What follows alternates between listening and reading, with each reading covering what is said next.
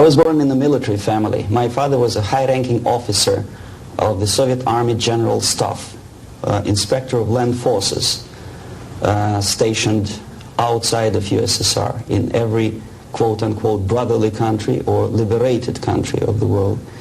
I graduated from Oriental Studies Institute, affiliated to Moscow State University in 1963.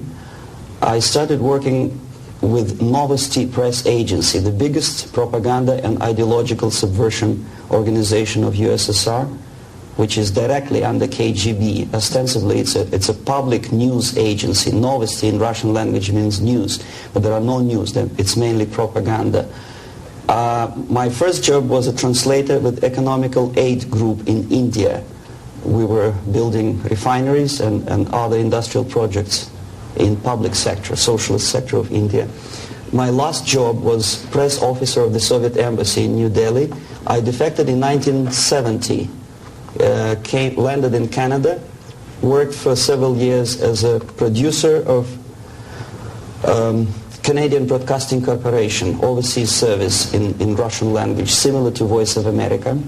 Then I was teaching at University of Toronto, Political Science Department, McGill University, Slavic Studies, and School of Journalism, Ottawa, in Carleton University in Ottawa.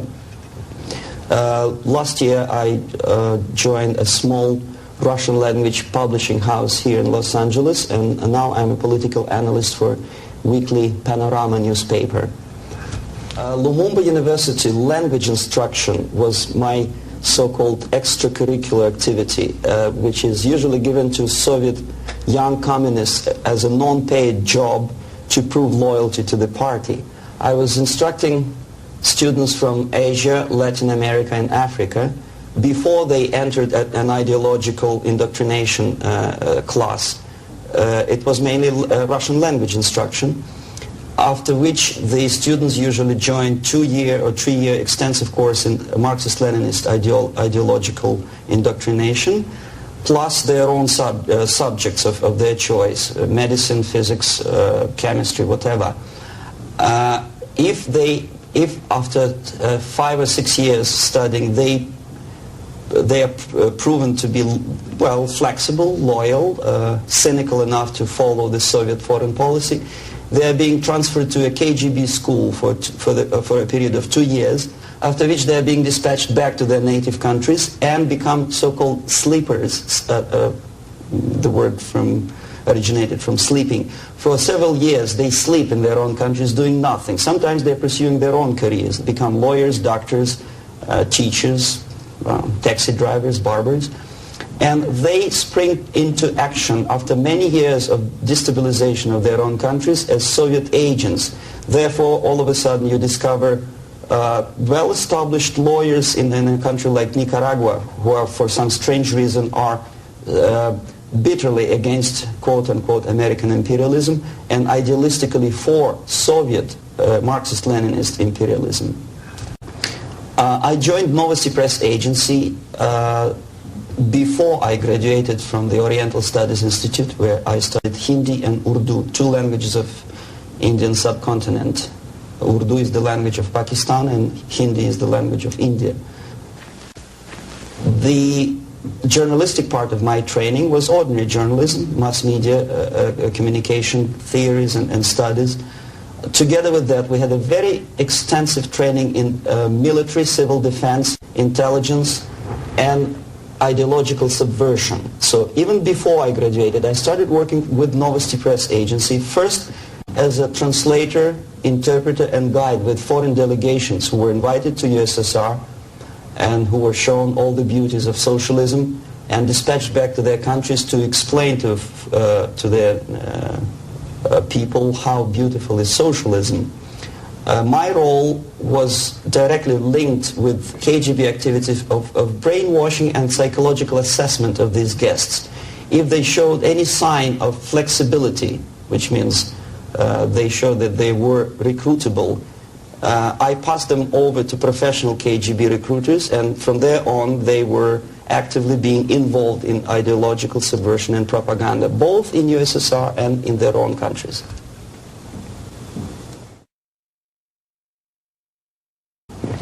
Well, decision of course was very painful and difficult. But on the other hand, I didn't have any illusions or allusions about the Soviet system and communist or socialist system. It's the most rotten and unworking system in the world. Some people call it state capitalism, socialism, centralized planning, whatever. It doesn't really matter what kind of name you attach to the system. Basically, if you're a religious person, it's a devilish, satanistic system which appeals only to the most primitive, negative side of human nature. The basis of that system is denial of private property, human dignity, and personal responsibility, and of course any religious affiliation of a human being to God as a supreme being. My dissatisfaction, disillusionment, if you can call it, because I never was illusioned with the communism, started as early as from age 6, I guess. The first shock was after the Second World War, when most of the children of my age understood that United States is the friend with whom together Soviet people defeated Nazism, German fascism, all of a sudden turned into an enemy, and all of a sudden the propaganda turned 180 degrees around, and we were brainwashed in the spirit of hatred to everything which is American. But how could you explain to a child of 6 years old who owes his survival to American spam, condensed milk, egg powder, and things which you probably people never remember because nobody eats them these days, spam meat, you know what I'm talking about? How can you explain to them that these delicious things came from an enemy who wants to subvert and destroy us? It's impossible, because the child remembers when he was hungry, he was eating spam and drinking condensed American milk with the American eagle on the label. So all the efforts of the Soviet propaganda to convince me that America is bad was futile, naturally. That was the first shock. The second was this 20th Congress of the Soviet Communist Party, when Khrushchev revealed the atrocities of Stalin, terrorism, and murder, systematic murder of millions of innocent people. That was another greatest shock. And the third shock, of course, when I was already grown up, a student, invasion into Czechoslovakia in 1968. That was the last point. And when I was in India, acting as a Soviet official, a Soviet diplomat, I understood that sooner or later I have to defect and to explain what exactly I was doing in India. I fell in love with that country because at that time this country didn't do any harm to any neighbors, least of all to the Soviet Union. And yet we did so much harm to that country that I decided to defect and explain at first to Indians, then to American politicians, intelligence communities, and media. Unfortunately, I didn't have much success because my stories were treated with a great skepticism. I was called paranoid, McCarthyist, fascist, Cold War maniac, and other names which I don't want to mention here. And it took me quite a number of years to understand that I'm talking to people who are trying to prevent average American from knowing the truth about communism. The basic methods are not that much different from activities of any public relation officer from any big company. Say Coca-Cola, I bet. They have their own department of public relations and press relations. But the ultimate goal, the ultimate purpose is different.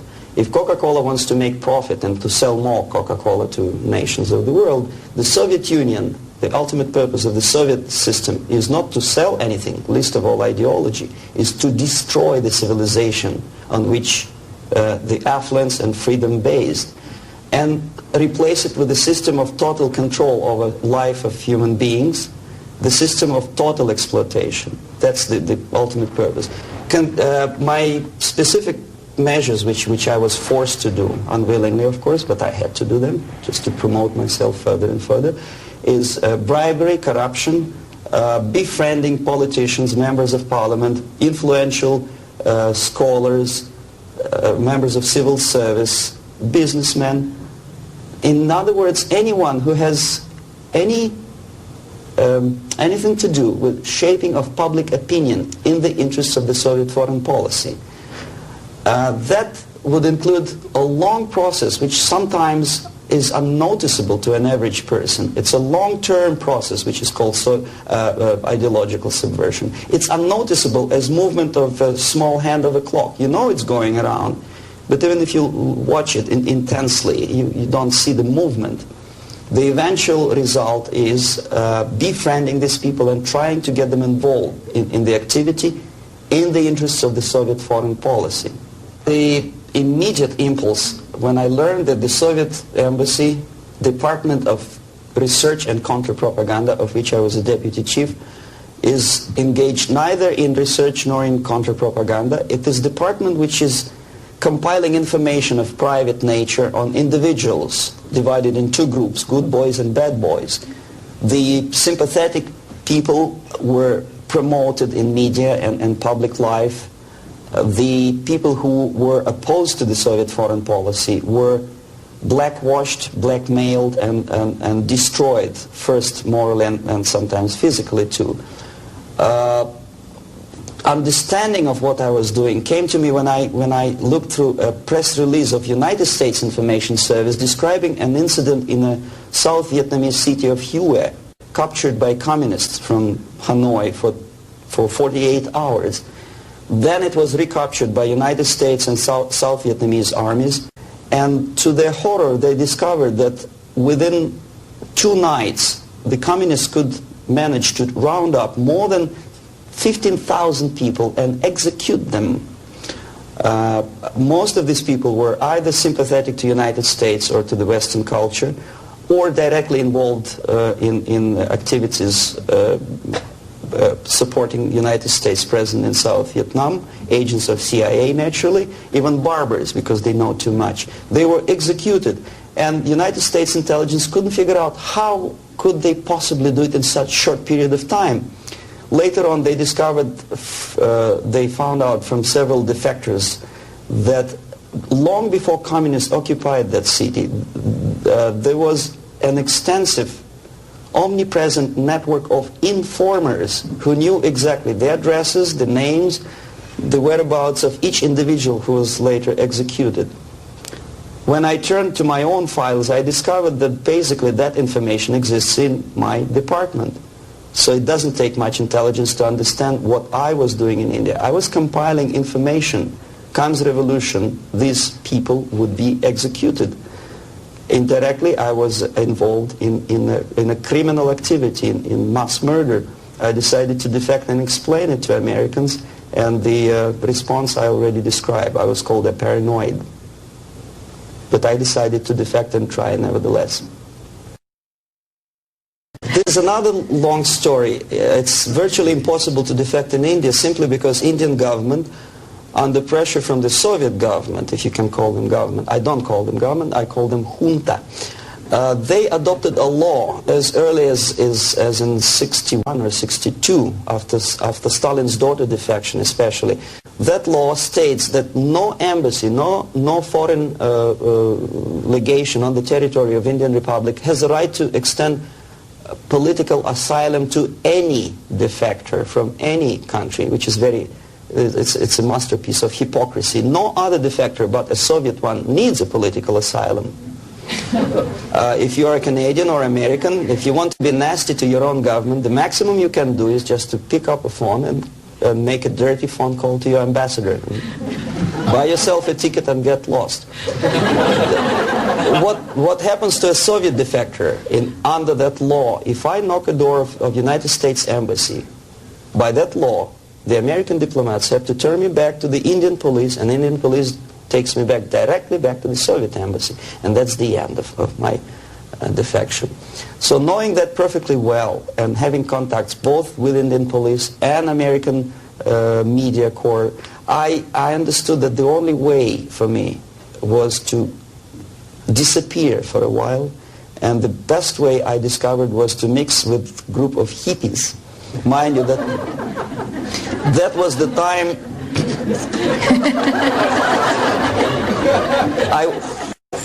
I was 13 years younger, so I looked slightly different, of course. I studied so-called counterculture in India. Sometimes good, sincere young people who wanted to study Oriental mysticism and culture and religion, but most of them were simply easygoing individuals who were delighted with exotic life and the easiness with which they can purchase hashish and other drugs in India. And sometimes they traveled Indian subcontinent without any identification papers. So the best way to escape detection was to mix with the group of hippies and travel in India until the campaign in the media and in the police search will subside. All the newspapers in India carried my picture and announcement of the police that anyone coming forward with information about my whereabouts would receive 5,000 or 2,000 rupees. Knowing that perfectly well, I just walked India barefoot with beads and blue jeans, smoking hash and enjoying life. Until I found sympathetic journalists who smuggled me from India to Greece. Mind you, that was a military dictatorship at that time. Then only I approached American CIA, and they helped me to land in Canada as a legit, ordinary immigrant. So now I'm a Canadian citizen, as you can see from my patriotic tie. Canada is a kind of middle of the road country where there are so many various ethnic groups that another strange character who speaks both Russian and English and two Oriental languages, I didn't have any problem fitting into academic circles, and first being just a student at University of Toronto and later a producer with the Canadian Broadcasting Corporation. I think it was successful, and until and unless there'll be follow-up to that movie, it will remain as an open wound in the United States, as a scare tactic, which in this particular case I'm not sure whether KGB paid for production of that movie or not, but it's totally irrelevant. What is the most important, unless after seeing the tragic sequences of the nuclear attack, American population is not explained what to do about it. If you still stop at that and let it be, obviously, this is the scare tactic, this is the greatest harm done to United States by Americans, by American filmmaker. I bet Andropov and all his disinformation system could not possibly do that much harm to the United States. When you see something obviously sponsored by the Soviets, you understand, well, this is propaganda. You may or may not agree with this depending on your background and intelligence and education. But here it's a subtle approach, playing on the most sensitive strings of your soul, appealing to the most basic instincts of human nature, survival. But there are no answers. How to survive? Well, obviously, disarmament is not the answer, simply because some people naively expect Andropov to blush out of shame and reduce the number of warheads. It doesn't happen this way. We are facing unresponsive, irresponsible group of people for whom nuclear war is not a theory, it's a practice, and the military strategy of the Soviet Union is designed to do nuclear war and to survive and possibly to win. I started my military training when I was 6 or 7 years old, when I entered secondary school, and I graduated in '63 after almost 15 years of continuous training as a junior lieutenant of reserve of the Soviet Army. And psychologically, every Soviet citizen is well prepared for war, nuclear war, and technically he is equipped with facilities and the knowledge how to use it in case of war or natural disaster. It doesn't matter. Survival tactics and survival methods are taught extensively in various manners. They are exposed to documentary movies about nuclear war. They know the technical data of radiation or contamination of air and land. They know the organizational patterns of civil defense to such an extent that even if there's no nuclear attack, even if there's conventional warfare, each individual at a certain time knows exactly where to go, what to do, where is the shelter, whom to call by telephone, which is not the case, unfortunately, in the United States. I think if a bomb, ordinary bomb, maybe a stink bomb is dropped in the middle of Los Angeles, most of the people will not die of atomic radiation. They will die of panic. They will run, and the traffic jams and the panic will kill more people than anything else. And where do they go? Is there any literature about how to protect an individual? Is the medical first aid treatment? It's not taught to kids in American colleges, unfortunately. For example, there's obvious tension in the world. Television newscasts inform American family about happenings in East and West Germany. And only at the last moment they decide to bring the canned food down to the basement. It's sheer idiocy. Why not to have them in the basement at peacetime? Number two, there's very realistic picture of what happens when the first nuclear bomb strikes a big city, Kansas City, I think. And people a big panoramic picture shows almost an anthill when people are disoriented totally.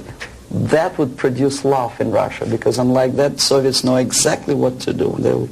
There'll be much less panic, if at all.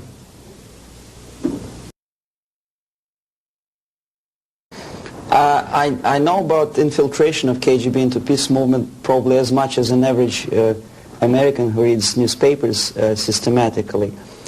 But I'm aware that the World Peace Council is a front organization of the KGB. Ramesh Chandra I know personally, both in India and USSR. I worked with delegations of various peaceniks who came to the World Congress of Peace Council in Moscow. I think it was in 1961 or 62. Yeah, it was before Cuban crisis.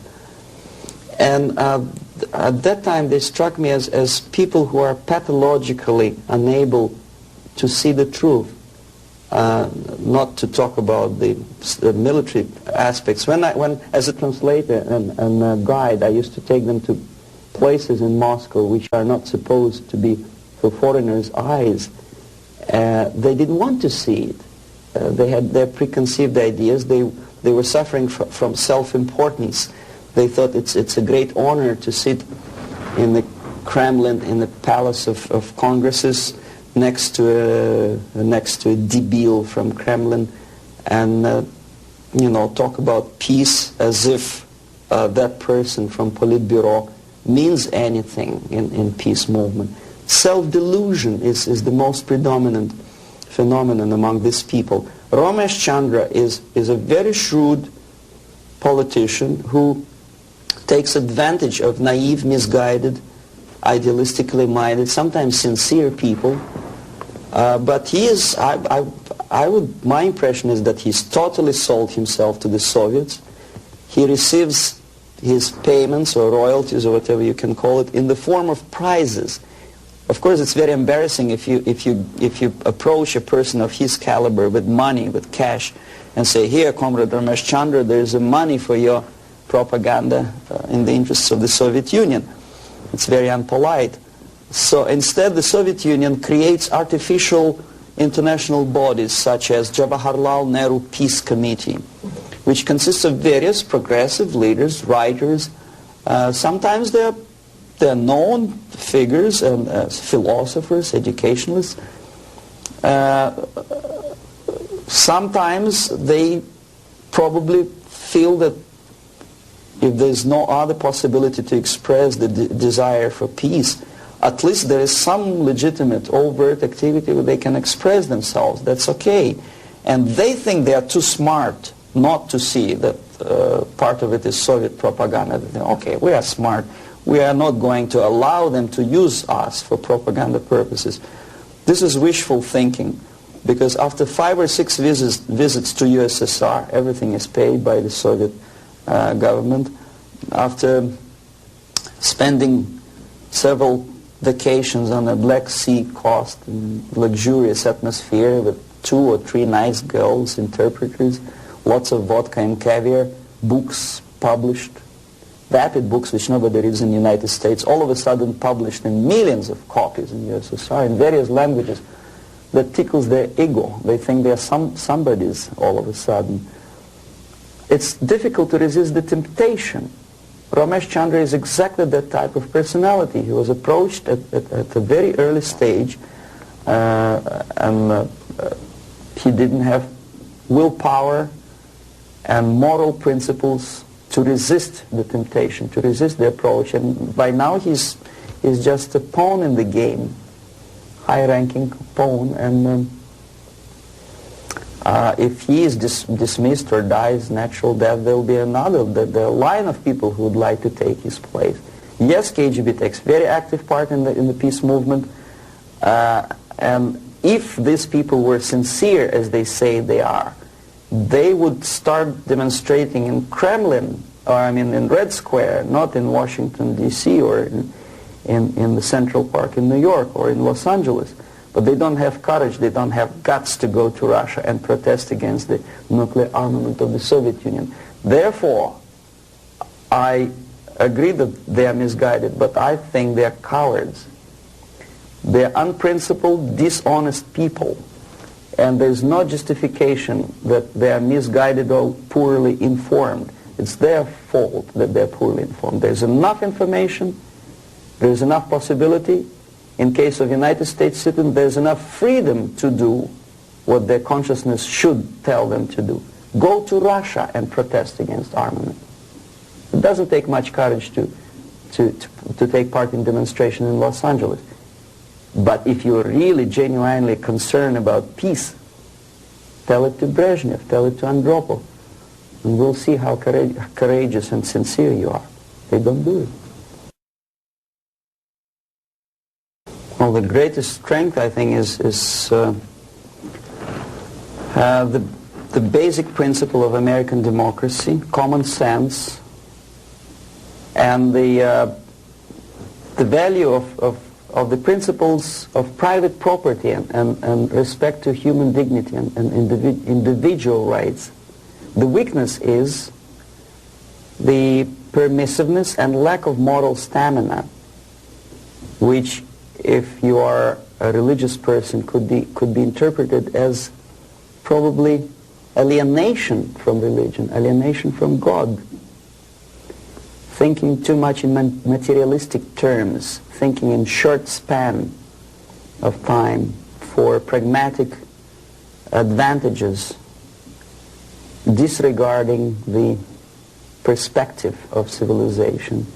Some philosopher, I forget his name, I was a bad student in Moscow, said that the level of civilization is in direct proportion to the time span that human being thinks in future, for future.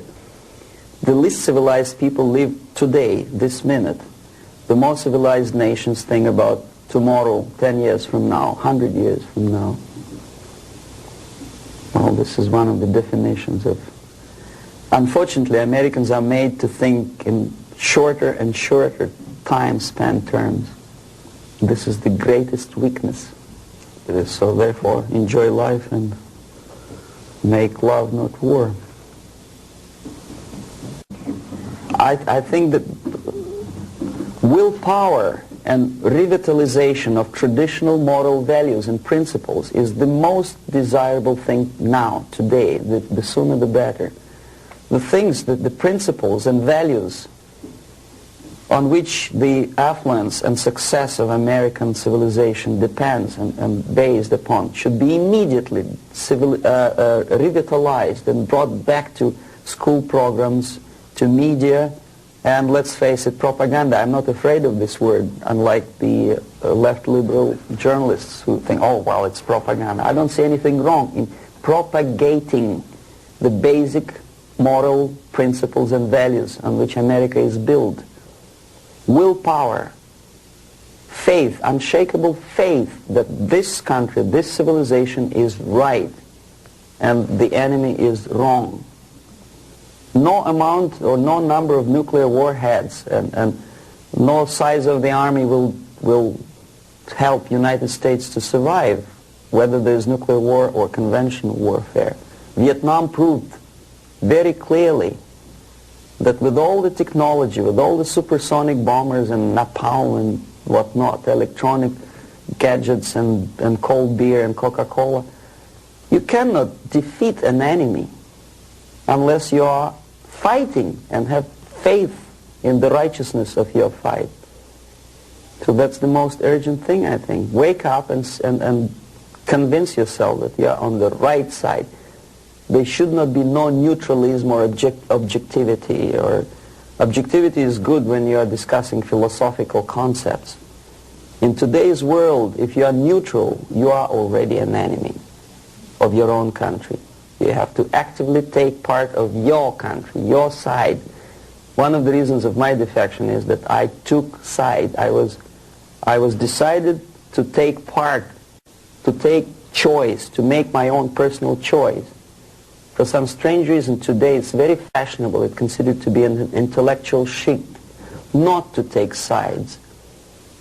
Academic media, academic circles, Hollywood stars, politicians, they think it's very fashionable, it's intellectual to be non-allied, non-committed,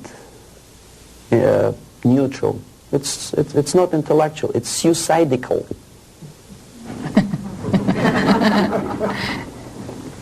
Suicidal. Okay, I'll start with a short explanation. I'm going to show you some slides now. The things that you're going to see, there's nothing new actually. They're reproductions from various media organs in the United States, USSR. Probably you see these pictures 100 times a day. I'm going to give you a different viewpoint on the same things, same facts that you see, and probably don't take much trouble to understand and think what you are seeing. I don't know if you heard my introduction. I'm an ideological subverter, yes, from Russia. Okay. Okay, it's the idea of showing the slides to you is just to provoke questions in your mind, and later on, if you still have patience with me, I will explain how exactly the system of ideological indoctrination and subversion works. Well, we know that we are living in a time of peace, and we know that recent walkout from the Geneva talks by the Soviets is centered around the nuclear arms and rockets. We don't see much about the Soviet preparedness, a Soviet viewpoint on the military strategy. Well, this is a selection of pictures, only pictures. Confucius said that one picture tells more than 1,000 words. These pictures are from everyday newspapers in USSR. This is what the Soviet citizen looks upon every day. Basically, this is a militaristic spirit, pictures of foreign delegates observing the rockets passing the Red Square. The idea of invasion, unlike in the United States, is not being criticized by the Soviet media at all. On the contrary, it's being forcefully encouraged from the age of, say, 5 or 6 year old. Every Soviet student or schoolboy has to go through military training. This is a picture from a special military school where young kids, well, maybe 4 or 5 years old, are being trained to be future officers of the Soviet army. That's what they do when they grow up. These are the Soviet sailors, Navy officers in a foreign country. We criticize a lot American presence in foreign countries, but we never criticize and we never pay too much attention about these planes landing with ammunition and firearms in, say, countries like Ethiopia. These are the pictures in Time magazine which probably you've seen and then forgotten about it. These are the Soviet tanks on foreign territory. Are there any protest demonstrations in Los Angeles or New York City? No. These are the Soviet military advisors. Nobody tells them, Russians, go home. How it starts? The media obviously plays a great role. This is a political cartoon from a Western newspaper. You see, it was published sometimes after the Second World War. These 4 columns of peace, pay attention to whom they are being erected. Roosevelt on the left, Churchill on the right, and Stalin in the middle. A peacemaker, Stalin. Okay, this is another thing. Chicago Tribune, January 1945. Destiny's Child. New Year, 45. Is born. Look who is looking with love and affection. Churchill, Roosevelt, Chiang Kai-shek, and Stalin. And this is how the Soviet media describes Churchill as a warmonger. Искусство, Moscow, 1951. This is how the Soviet media presents American militarism linked with Nazism. This is how the Soviet media illustrates South African colonialism, not much different from a political cartoon in New York Times or Los Angeles Times. As a matter of fact, almost similar. Growth of inflation due to military expenses. A political cartoon from Pravda newspaper. It could be published as it is in Los Angeles Times. Nobody would wonder. NATO is criticized by the Soviet media, but so it is by the American media. Law and order, justifying the former military criminals. This picture. This is what this is a number of books which I selected in an average university bookstore. Most of them are left-wing propaganda. Erich Fromm, May Men Prevail? The Indochina story, of course, from the viewpoint of left. Lenin's work, How to Deal with Communists, by a former ambassador to USSR.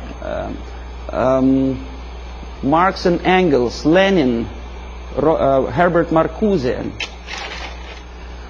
The communist movement. These are the books which are included in the list of reading for an average student of political science department in any college of Canada or United States. These are the books which are on sale in United States and Canada. Soviet propaganda. These are the booklets and magazines published by Novosti Press Agency, for which I worked for 12 years. No restriction for these booklets. I found them on the campus of Toronto University. Half of these books I edited myself when I was working for Novosti in Moscow. This is a very interesting thing. It doesn't say much unless I explain what it is. These are the seals attached to crates of books imported from USSR to Montreal. As you can easily see, the seal is unbroken, which means that the customs in Canada didn't bother to see what's inside. And as I know from my personal experience, we used to import machine guns, AK-47 and ammunition through India to Bangladesh in exactly the same crates, signed printed matter to Dhaka University. This is what editor of Time magazine suggests you to read at the time of invasion, fall of Southeast Asia to communists. Solzhenitsyn's Gulag Archipelago is on the bottom of the list according to the editor's choice. Why on bottom of the list? These are the books which are never included in the list of compulsory reading to in any university or college in the United States or Canada. Look what the student is missing. The Death of Stalin, Childhood in Prison, Ferment in Ukraine, Russian Secret Service, The Great Terror. These are the books which for some strange reason Americans are denied the freedom and right to read. Why America is in global retreat? Have you ever seen this book on a campus? No, of course not. I know that. Anthony Sutton, National Suicide. Have you ever had a chance to read that book? Oh, you had? Well,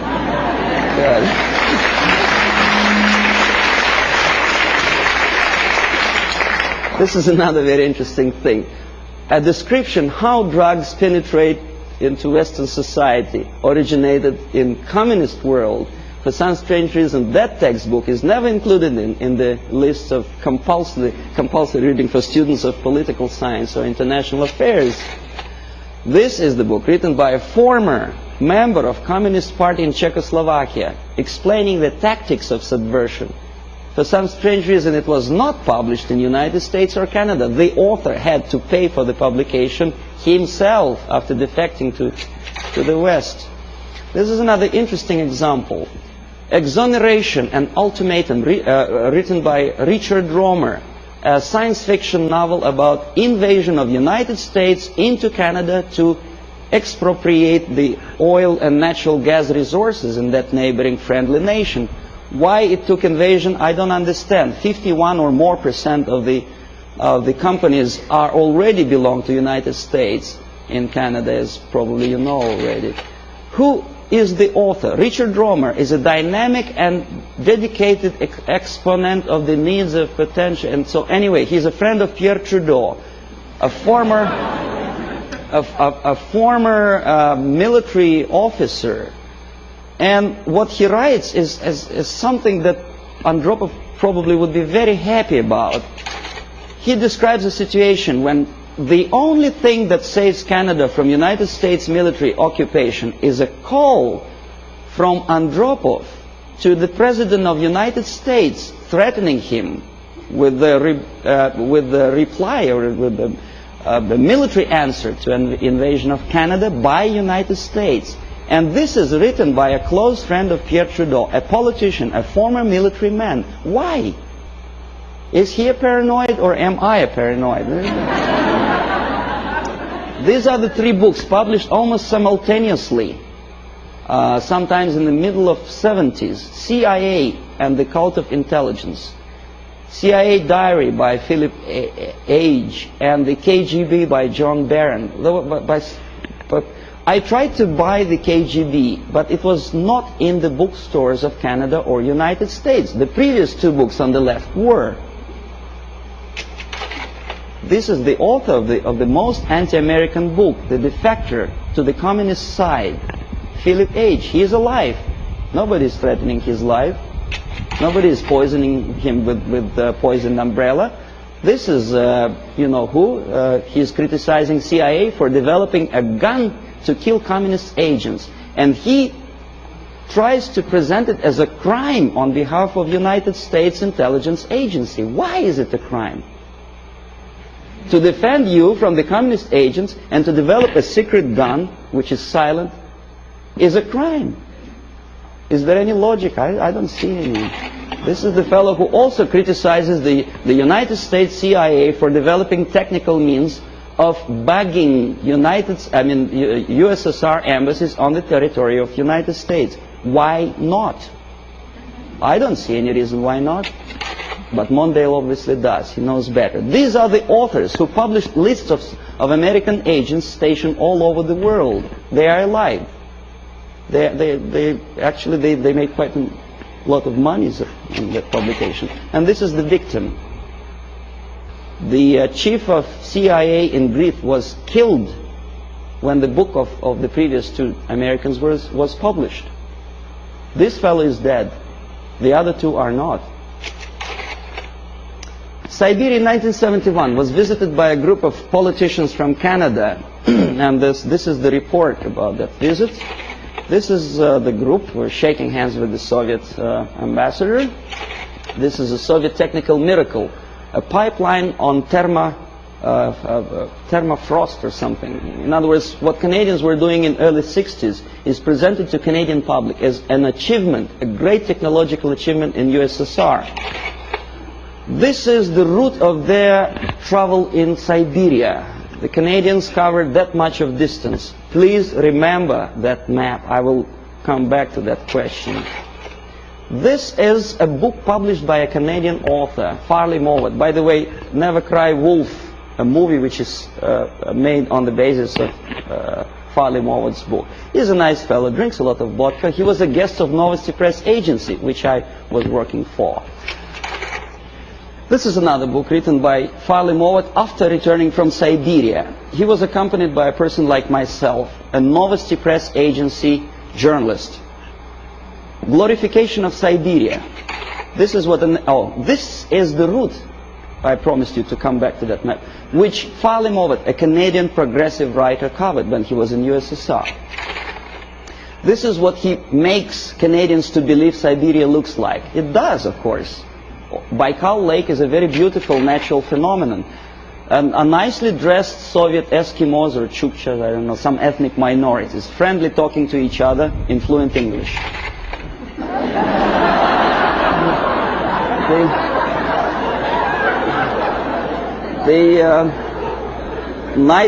Nice motel somewhere in the middle of Siberia. Huge hydroelectrical projects. It is true, it is built, but they never mentioned by whom. And this is what I eventually wanted to show you. These are the two routes. First one in red ink by Canadian government delegation, in blue ink by the author Farley-Mowat, accompanied by Novosti Press Agency. The black dots are locations of Soviet concentration camps. These people were shown the places where the slave labor is being used by the Soviet government, if you call them government. I call them junta of mass murderers. But there is not a single mentioning, not a word, that those beautiful electric stations were built by slave labor. This is what Canadian reader will never see in the report by Canadian politicians or the progressive writer Farley-Mowat. You say, well, that's Russia. This is not a kindergarten. This is a prison for children of prisoners. These are the houses. If an American contractor would build a house like that, I think he will end up in jail. But this is what is being shown to some naive foreigners as achievements of Soviet technology. Naturally, if you follow the editor's choice and advice, you will never understand that the description, the most detailed description of Soviet concentration camp system is put on the bottom of the list. You say, well, maybe in USSR the concentration camp is nothing surprising. Well, this is a concentration camp in Southeast Asia, in Cambodia. Same thing. Slave labor. This is what happens to slave laborers when they don't obey the orders. They are being executed, not by firing squad, because bullets are too expensive, by shovels, crushing skulls. This is the victory of communism for you. This is what happens to their children. And this is the originator of this slaughterhouse, Cambodian Premier Pol Pot, during interview with Time magazine. Very nice, plump, fatherly image. You are made to believe that Holocaust happened during the Second World War is something that may happen again. It may. But the originator of it may not necessarily be the Nazis. We don't have any Nazi submarines roaming around the shores of the United States and Canada. We have liberation forces. That's what Holocaust. This is happening right now, after the so-called National Liberation Movement. This is a still from a movie, Holocaust, a television production. The Nazis are shooting the prisoners, the Jews. We are made to, well, it's horrible, of course, there is no denial. It happened many years ago, and the tactic, which I will explain you later if you have patience with me, is side-tracking your opinion from present danger to the past. From this is present time, this is past time. This is happening right now in Asia, Africa, and Latin America. Is there any movie about Holocaust which happens now? No. This is what happens in, well, it did happen in Rhodesia before it becomes Zimbabwe. It's a black girl, by the way, not a white one. This is the result of the socialist movement. These people were killed by those who are now in power in Zimbabwe. And we call them reverend bishops or whatever. This is the supply of Soviet arms to Rhodesia before it turned into Zimbabwe. And this is a very interesting picture. A poor South African is showing his internal passport, saying that there's no freedom and he has to live wherever he is assigned to live by the police. For some strange reason, not a single media outlet in the United States makes a comparison, because in Russia every citizen has a passport like that. And the Asian ethnics in USSR do not have the right to live in those areas which are designed for the whites, and the other way around. But we are getting emotional about this passport. Why not about Soviet passport? The answer is flowing in the wind, how they sing. Okay, the feeling of guilt. Open any magazine, there are lots of pictures like that. Hungry people asking for your dollar. Donation. Think about it. Emma De Leon has no one else to turn to except you. See how many pictures? I collected them within 1 week. And who helps them? Rock stars. Through United Nations, UNICEF. And how they use this money? They buy arms. Have you noticed that countries like Philippines never ask for donations? Why? Because they have free market system. Oh yes, they have military dictatorship, oppression of civil rights. But for some strange reason, only those countries which are already liberated by Marxists are asking for your donations. Why? And when they get these donations, will you be my friend?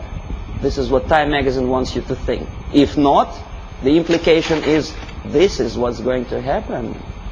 Kolwezi, when white miners stationed in this small country, African country, were murdered by so-called National Liberation Movement.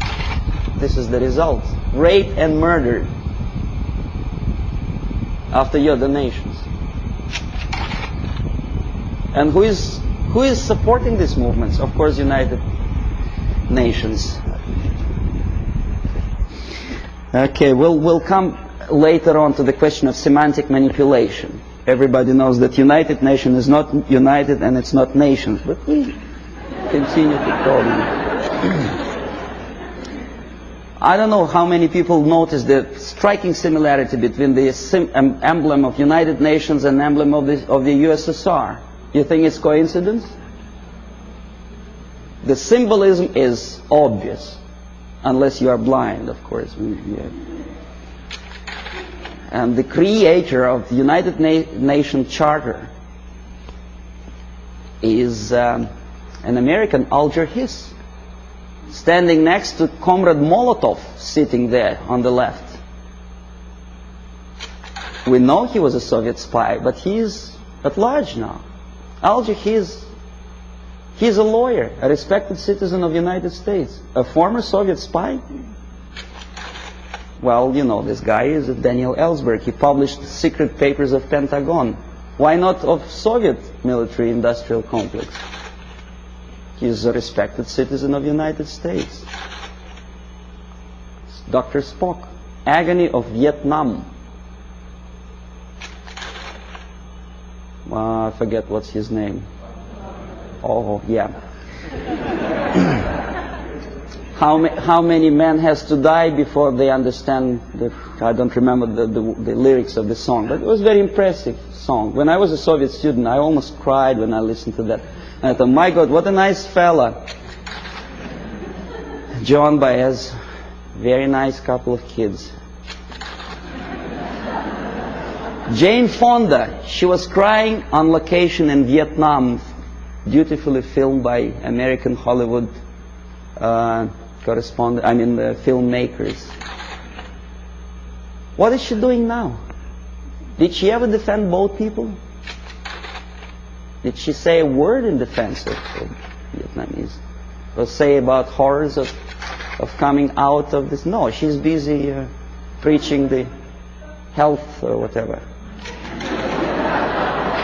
And also, she takes part in demonstration against South African racism.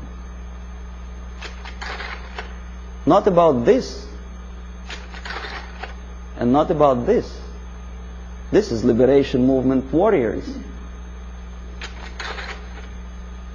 Jane Fonda didn't say anything about that racism. A black killed by blacks simply because he is anti-communist. That's just a symbolic picture. Okay, now next thing, I'm going to show you some slides which are also nothing sensational, but may provoke some questions in your mind. Maybe not.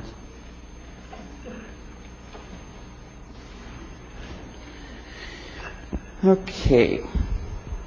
The more questions you have, the better, because we'll come to systematic explanation of the phenomenon later. Now I want you just to get excited. Hollywood actress talking to Fidel Castro. Nothing wrong, of course. Depends what is the message or what's the subject of talking. I bet you never heard about this fella. He's an American singer, Dean Reed. He's singing in Moscow for some strange reason. And you know what he's singing about? Oppression, civil rights in USA, and about poor Americans who cannot survive. Well, I don't want to be too critical of Pope, of Catholic Church, but some statements which he made at the earlier years of his becoming a pontiff of Catholic Church, strikingly unpleasant to me. Communism and church can coexist. Can they? Well, you should ask Russian Orthodox priests who were literally exterminated by the Soviet communists. Communism and church can coexist. I don't think so. Catholic Times. I collected this newspaper in a Catholic church which I attend, although I'm Orthodox Christian, as Russians, most of them are.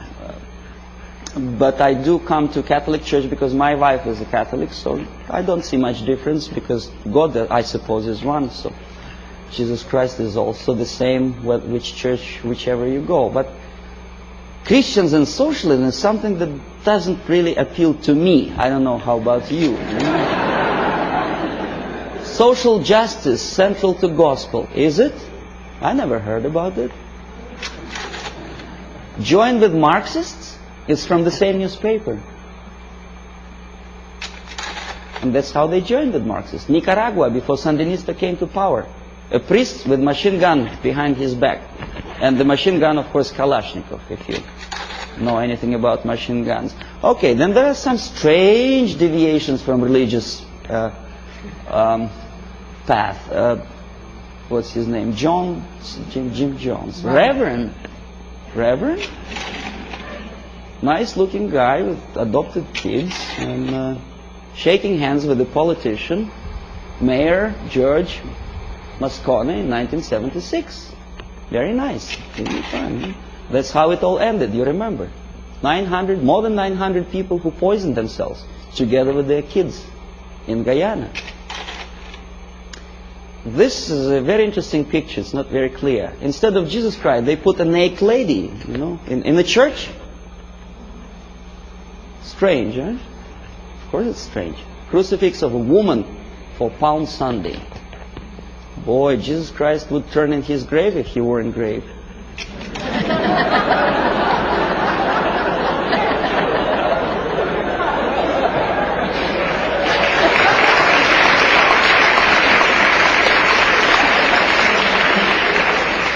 Now this is something that also indicates some strange occurrences within the framework of organized religion. In Struggle, a paper with hammer and sickle, published by a Canadian group of Trotskyites, very dynamic, extremely radical group. They challenged the question, whose democracy is this? meaning that Canadian democracy is not democracy at all, simply because that radical group is challenged by the local police, right? So nothing new, we know about this. But look where this paper is being distributed. Political repression, Friday, October, Battle Street, United Church. Strange, huh? See, this is the same leaflet, enlarged. This is another thing.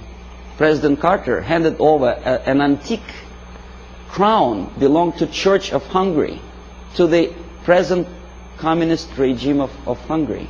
Why? I don't understand. To make them friendlier to church? I doubt. Feminist movement. I don't know how you feel about feminism. I don't think that to be equal with men, you have to politicize your movement. You cannot legislate equality. You have to be equal. But that distracts your mind from real issues of family, loyalty, and well, if you feel moral foundations, and they make a great political capital on that. First Lady of the United States sitting to some kind of, I forget what her name was, exposing her tits to the media. I mean, this is, and by the American media standards, this is something normal, acceptable. A First Lady of the United States together with a lady who burns her bra. I don't know. Well, ladies in the army, of course, I don't know what's your opinion. I never heard about girls in the Soviet army, especially in the infantry force, simply because when they have period, that may create a problem for invasion of, say, Afghanistan.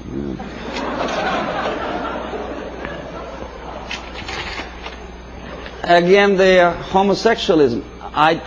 To be honest, me personally, I don't like the idea of homosexuality. I think it's unhygienic. But homosexuality in the army, making heroes of them, gays on the march? Why? Why to have copulation in a natural manner deserves a public opinion, attention, and a political force? Why to politicize something which doesn't belong to politics at all? In the Soviet Union, we have a joke: don't mix politics and prostitution. They are already mixed. We know perfectly well, the medical science proved that homosexuality leads to distortion in human psychology. This fellow killed 15 kids after molesting them sexually. We know that most of the agents who were recruited by KGB, including McLean and Guy Burgess, were homosexuals. But we are reading in the media that this is something acceptable. More than that, we are made to believe that these people deserve equal rights and respect. Well, that again is a debatable question, whether to like or not to like certain type of music. Me personally, I don't. These two nice ladies, one is younger, the other is a little bit older, both of them wanted, for some strange reason, to shoot President of the United States, defending the environment of the United States, the green trees and vegetation.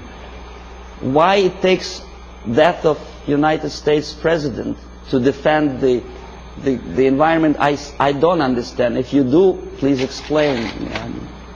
Then, of course, glorifying all kind of national liberation leaders, we naturally provoke our own kids to go into some strange liberation movement. You know who I'm talking about. This is the girl who was abducted by terrorists, and then she became terrorist herself, a daughter of a wealthy publisher.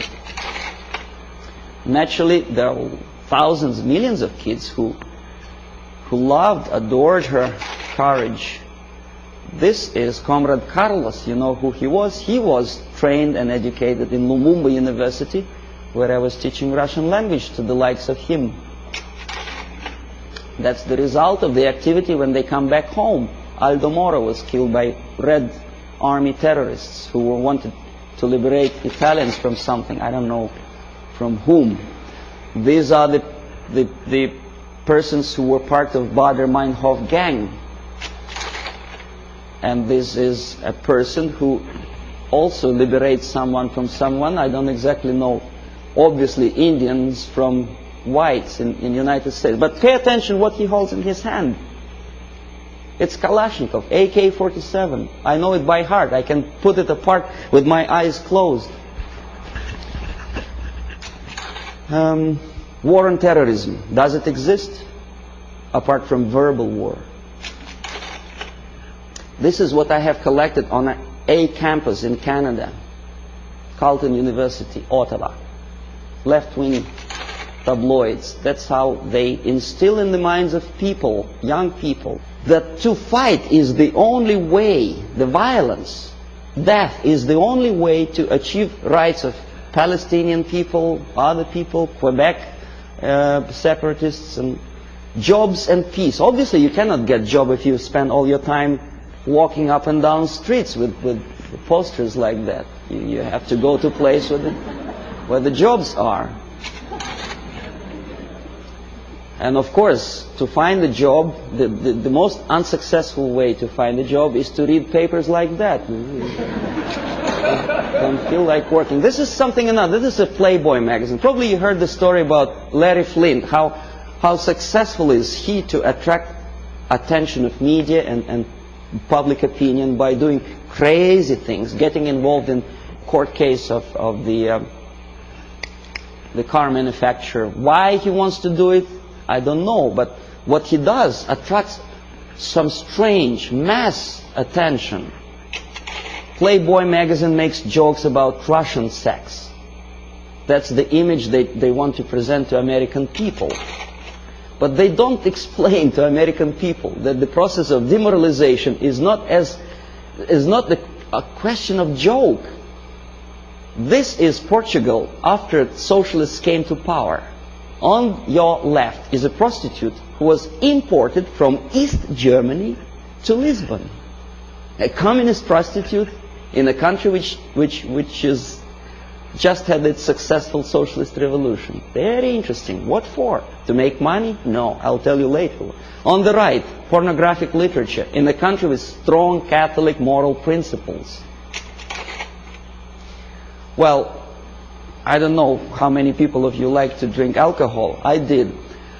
But I noticed that some ads in magazines have some strange desire to joke about alcohol. And the jokes are closely related to justification of Soviet, Russian presence. A prominent Russian joined the secret service. Something to joke about while you drink vodka.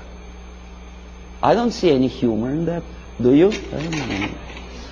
Okay, this is a number of advertising of alcohol for which Canadians get into hot water. Comes the revolution, anyone can drink McGuinness vodka. Alberta vodka is superimposed on the picture of cruiser battleship Aurora. I don't know how many of you know that this is a historical relic in USSR. The revolution, communist Bolshevik revolution started with the cannon fired from that battleship. And obviously Soviet embassy was insulted, so they sent a protest note to Pierre Trudeau. And the picture was removed from the magazine. When I was teaching at Carleton University in Ottawa, my superiors forced me to do an IQ test with two groups of my students. The idea was to answer about 100 questions, to give answer, yes, no, or undecided.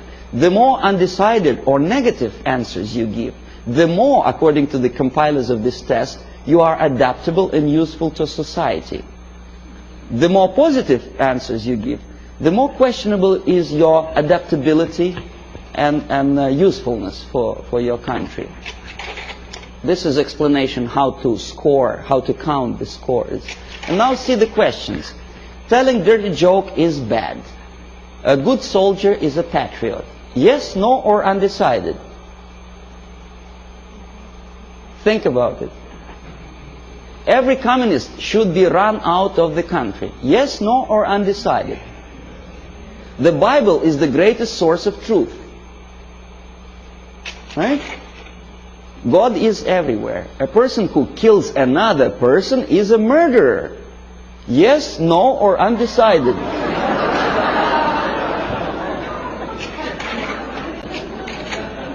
Okay, now, if you don't believe me, let's come back. See, I want to repeat you once again the conditions of the scoring. The more undecided and negative answers you give, the more you are adaptable and flexible and useful for the society. Do you understand what they are doing to kids? Okay, they are doing two things at a time. They teach them moral relativism. They teach them how to lie to get a greater score. Because obviously a child would say if a person kills another person, he is a murderer. But for the sake of getting a higher score, obviously a student would put no or undecided. So you teach your kid how to lie to be successful and to look adaptable and useful for society. Well, obviously I had to do that test, but I added one more question to that thing. My own question. I said, what kind of society you are going to be useful to?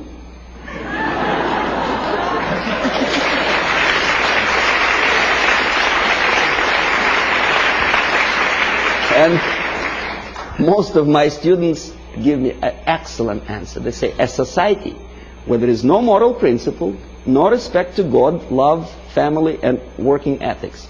Very simple. They are not that stupid. Here we are, Comrade Brezhnev. Now, this is the picture from a Soviet magazine. Obviously, Soviet media tries to project their leaders in the most respectful way. Very impressive, very fatherly, very serious person. There is nothing surprising. What else is new? Of course. But this is Time magazine, an American magazine. The caption is not quite clear, but it says basically that Comrade Brezhnev doesn't give interview to Time magazine. The message is clear. He's a positive, caretaking person. He's too busy to take care of the world problems and economical problems in Russia. It's a very humorous caption. But nevertheless, the impact, if you are not quite concerned about politics, what is your impression about this nice gentleman? Nice, smiling, tired, well. And this is how media presents your leaders.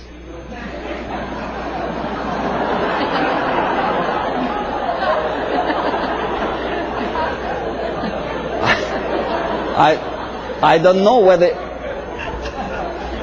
whether he deserves to be presented like that or not. This is a different question.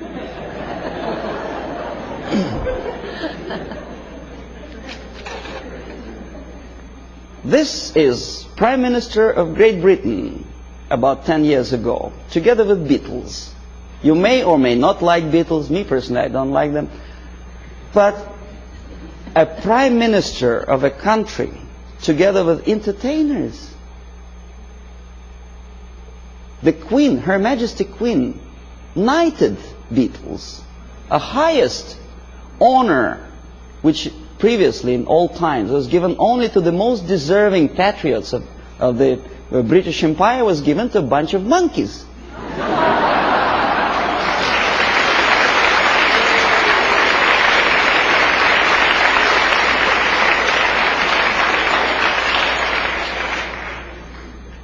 Valéry Giscard d'Estaing is playing football. He's our guy. He plays piano.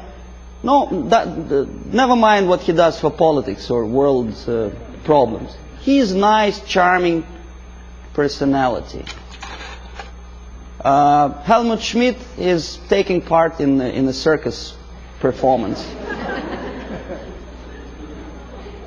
Nice, charismatic leader. Never mind what his policies are. He's popular. He's in the section of people of Time magazine. First Lady of the United States together with the pop singer, folk song singer. Well, so what? You know, we had a saying in Russia that in all times, clowns were entertaining the royalty. Today, the mightiest of the world think it's a privilege to appear with entertainers. It's just the reverse of the old principle, you know. They are the entertainers of entertainers. because they want it for their political career. Ed Kennedy dances in Moscow. Why? I mean, is that his business to go to USSR? Why doesn't he occupy himself with something more relevant to the urging problems of the world? He thinks he is going to be popular. In America, maybe, but in Russia, they look at him as a schmuck out of his mind.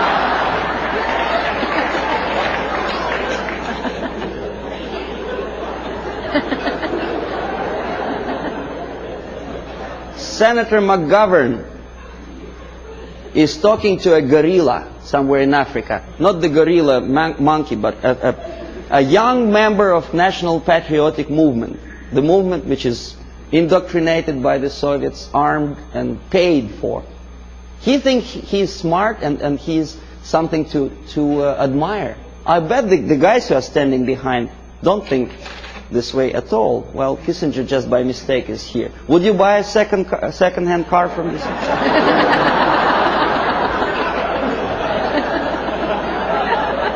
Pierre Trudeau, Prime Minister of one of the most developed industrial nations, independent nation in the world, is befriended by Fidel Castro. If you remember, Canada never stopped trade relations with Cuba, despite the urge from the United States government's administrations not to sell Cuba strategic technology and materials. No, he wouldn't listen to the United States. He smiles at Fidel Castro. Meanwhile, his wife, estranged wife, Margaret Trudeau, is talking to rock star. I forget his name. That's it. That's him, right? And he is posing for pictures like that. That's the Prime Minister's wife? That's her too. In French Riviera with some Hollywood actor. Why? 50 years ago, for a thing like that, a Prime Minister would have to resign. It's a shame for a nation. Not anymore. Okay, now détente. It's another debatable question. Why we are so happy, Comrade Nixon?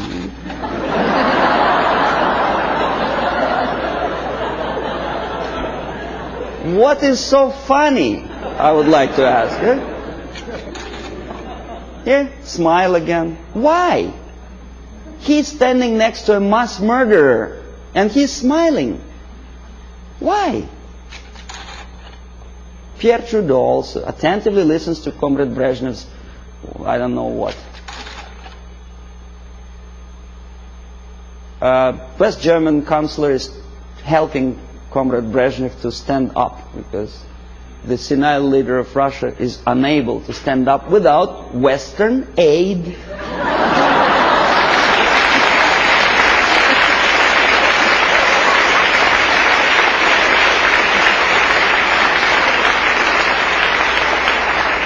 Well, you may say, well, it's West Germans, they're too close to Russia, probably they do it just in case.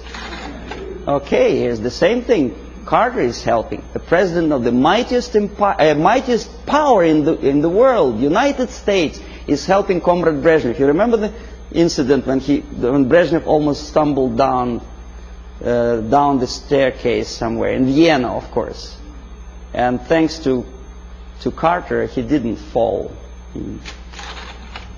Andrew Young is talking to a dictator in Africa. Again, McGovern, I think, is talking to Agostino Neto, a Soviet puppet in Luanda. Why? Is it that necessary to be friendly, to smile at each other? Now we're coming to space, from Earth to space. Clouds over the space program. Why clouds? Mind you, this is after 3 or 4 successful landing on Moon. Why clouds? Okay, here's 2 pictures. Left, Soviet cosmonaut walking into Kremlin Hall for a ceremonious reception. On the right, 2 American cosmonauts casually watching TV. On the top, Soviet Politburo talking to the space pilots on orbit. On the lower picture, Lyndon Johnson with, I think that's Glenn, no? An American spice pilot. Now, even if you don't know anything about the theory of information, the comparison, mind you, this is a French magazine, it's not a Soviet propaganda. The comparison of the size of the pictures gives you the message already. What is more important? What is more impressive? Here, a picture from Soviet newspaper Pravda. A Soviet schoolboy compares two replicas of Soviet Soyuz spacecraft and American Apollo. Friendship in space, détente, right? Pay attention to the size of the spacecrafts. They are almost identical, right?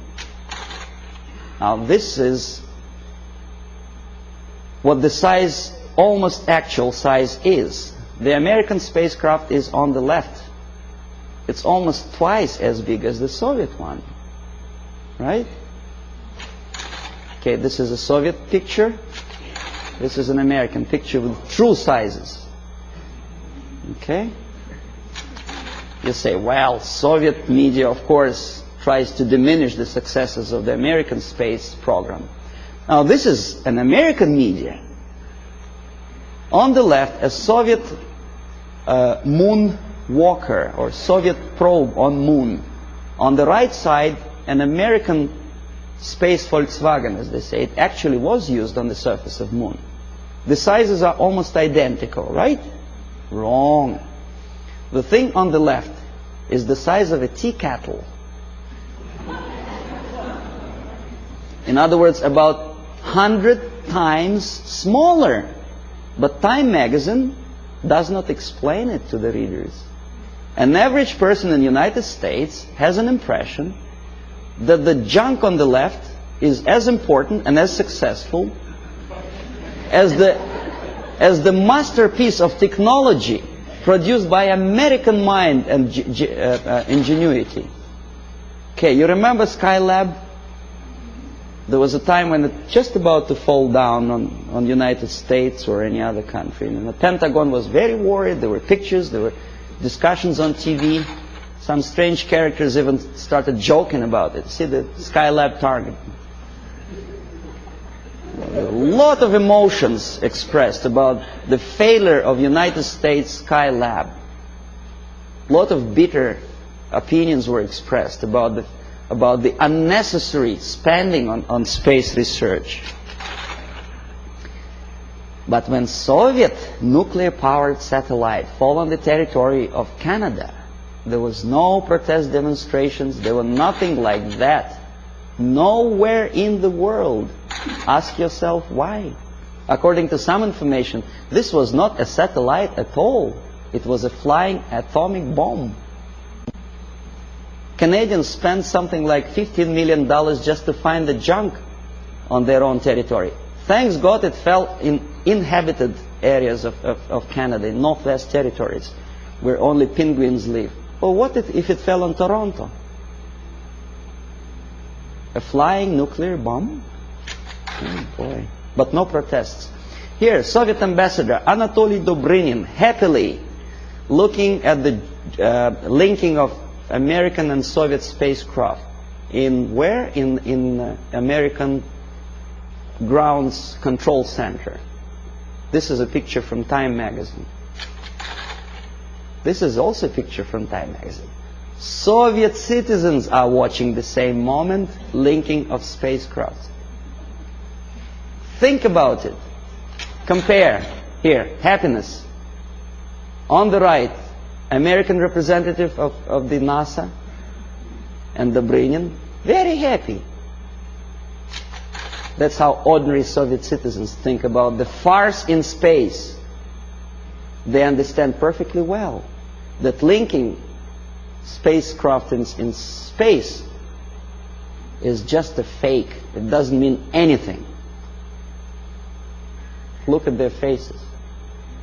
They are sad. A dream was realized. Was it worth the price? pessimistic question, right? After all the successes of American space program, the media tries to instill in your mind a doubt, pessimism. Why? Oh, this is a frog. I don't know how much you know about frogs. I'll tell you that a frog can see a mosquito only if it moves across the area of its vision. If a mosquito quietly sits on a grass blade, the frog doesn't notice it. That's the attitude of American media. They do not notice problem unless it moves, and moves close to Hilton where they station.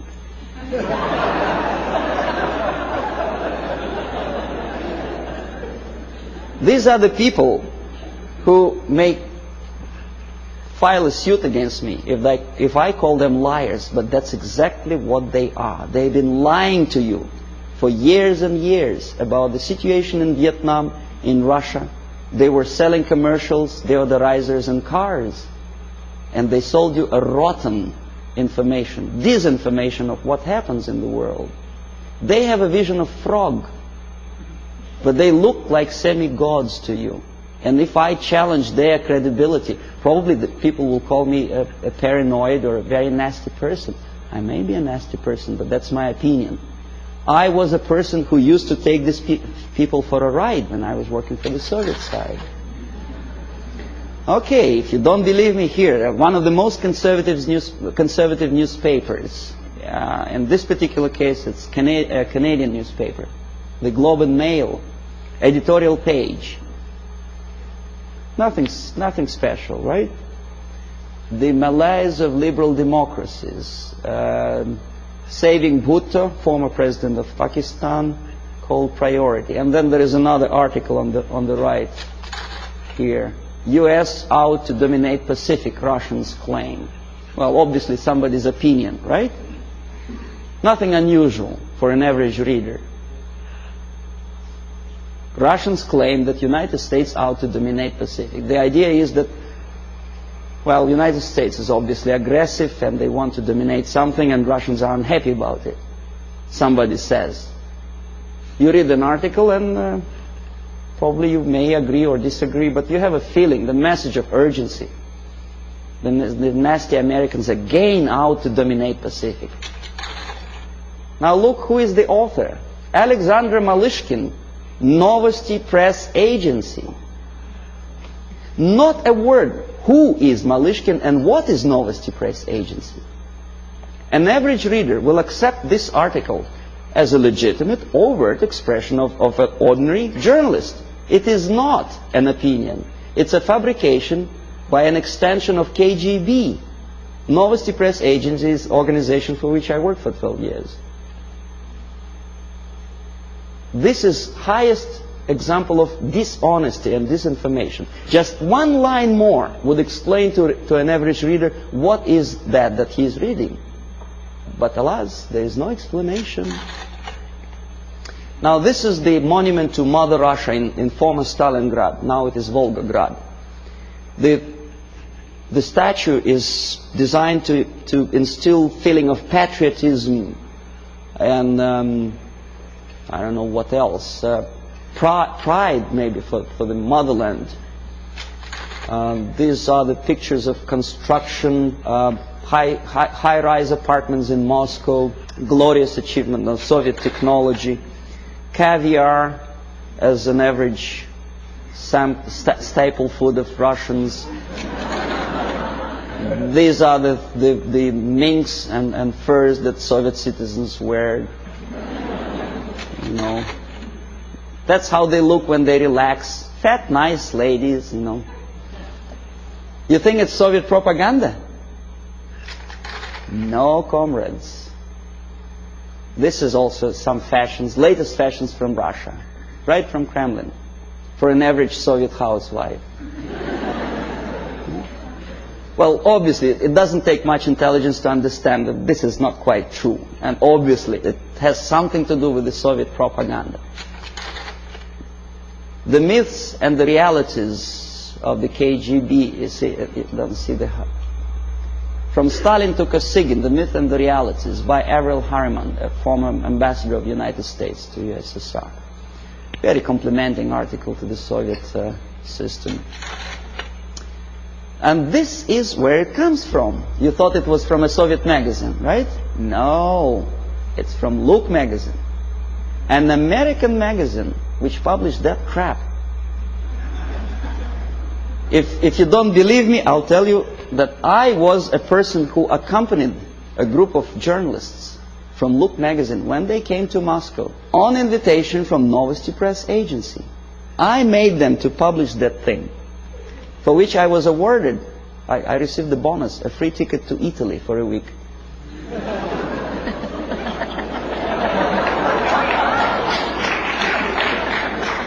Now, this has looked like sheer high-class idiocy, but unfortunately, this is exactly what happened. It didn't took me much effort to convince the Americans, to tell the American journalists from Look magazine, to bring back this magazine, to dedicate the whole issue to the glorious anniversary of Soviet Revolution. This is what you were reading in your American magazine. This is how an average American perceived the Soviet way of life. A happy Soviet citizens. This is what an average girl in Russia wears. This is what they eat and drink. This is how they build their apartment houses. And this is how they're fiercely patriotic. Amazing. Anyway, so I will explain you how it all happens. The last two pictures I will not comment. I want you simply to look close into these eyes.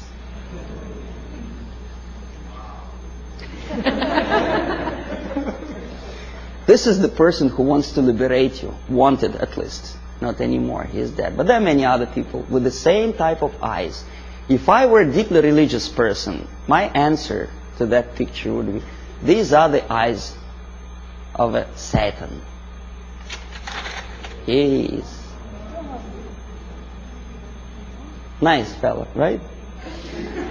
United Nations celebrated back in 1969, I think, the 100th anniversary of his birthday. The greatest leader of mankind.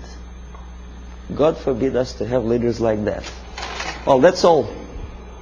For that.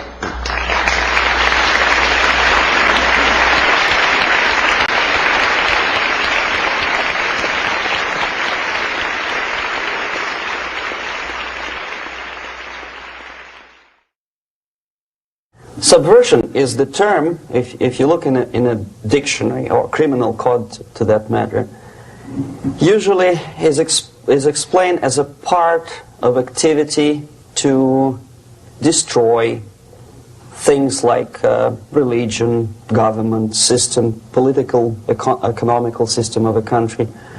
And usually it's linked to espionage and such romantic things as blowing up bridges, sidetracking trains, cloak and dagger activity in Hollywood style.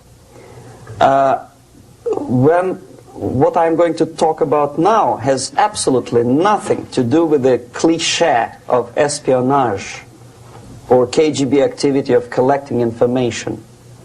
So the greatest mistake or misconception, I think, is that whenever we are talking about KGB, for some strange reason, starting from Hollywood movie makers to professors of political science and quote-unquote experts on Soviet affairs, or Kremlinologists as they call themselves, they think that the most desirable thing for Andropov and the whole KGB is to steal blueprints of some supersonic jet, bring it back to Soviet Union and sell it to the Soviet military-industrial complex. It's only partly true. If we take the whole time, money, and manpower that the Soviet Union and KGB in particular spends outside of USSR border, we will discover, of course there are no official statistics, unlike with CIA or FBI, that the espionage as such occupies only 10 to 15% of money, time, and manpower. 15% of the activity of KGB. The rest, 85%, is always subversion. And unlike a dictionary of English, Oxford Dictionary, subversion in Soviet terminology means always a destructive, aggressive activity aimed to destroy the country, nation, or geographical area of your enemy. So there's no romantics in there, absolutely. No blowing up bridges, no microfilms in Coca-Cola cans, nothing of that sort. No James Bond nonsense. It's most of this activity is overt, legitimate, and easily observable if you give yourself time and trouble to observe it. But according to the law and law enforcement systems of the Western civilization, it's not a crime. Exactly because of misconception, manipulation of terms. We think that subverter is a person who is going to blow up our beautiful bridges. No. Subverter is a student who comes for exchange, a diplomat, an actor, an artist, a journalist like myself was 10 years ago. Now, subversion is an activity which is a two-way traffic. You cannot subvert an enemy which doesn't want to be subverted. If you know history of Japan, for example, before 20th century, Japan was a closed society. The moment a foreign boat comes to the shores of Japan, the Imperial Japanese Army politely tells them to get lost. And if American salesman comes to the shore of Japan, let's say 60 or 70 years from now back, and says, oh, I have a very beautiful vacuum cleaner for you, with the good financing, he says, please leave us, we don't need your vacuum cleaner. If they don't leave, they shoot them to preserve their culture, ideology, traditions, values intact. You were not able to subvert Japan. You cannot subvert Soviet Union because the borders are closed. The media is censored by the government. The population is controlled by the KGB and internal police. With all the beautiful glossy pictures of Time magazine and Magazine America, which is published by the American embassy in Moscow, you cannot subvert Soviet citizens because the magazine never reaches Soviet citizens. It's collected from the newsstands and thrown to garbage can. Subversion can be only successful when the initiator, the actor, the agent of subversion has a responsive target. It's a two-way traffic. United States is a receptive target of subversion. There is no response similar to that one from United States to the Soviet Union. It stops halfway somewhere. It never reaches here. The theory of subversion goes all the way back 2,500 years ago.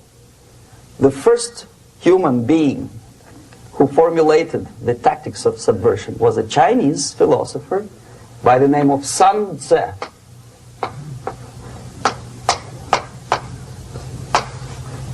To 2,500 years BC.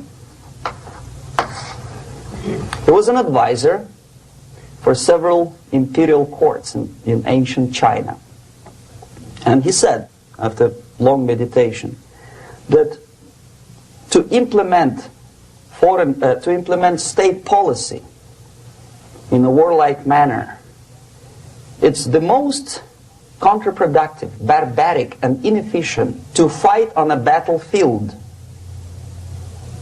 You know that war is continuation of state policy, right? So if you want successfully to implement your state policy and you start fighting, this is the most idiotic way to do it. The highest art of warfare is not to fight at all,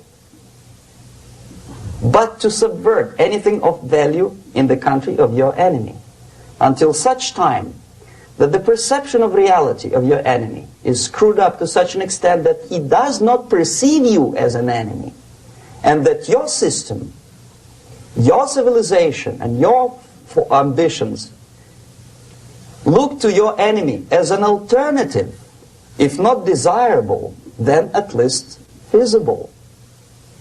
Better red than dead.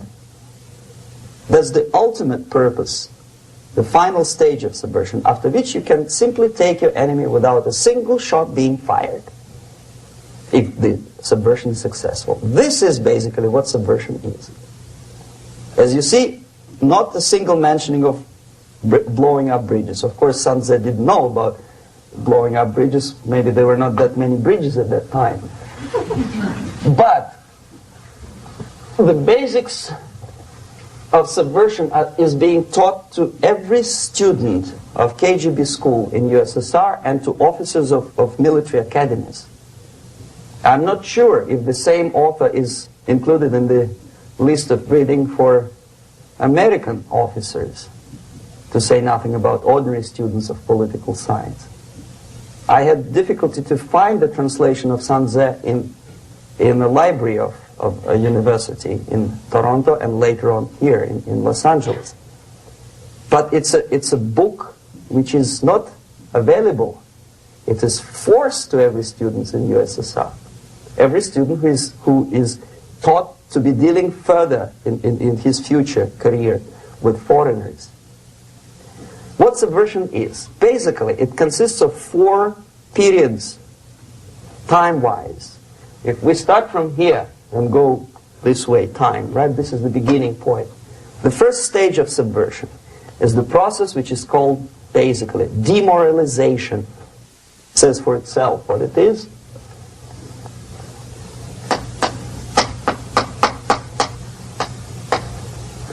It takes from,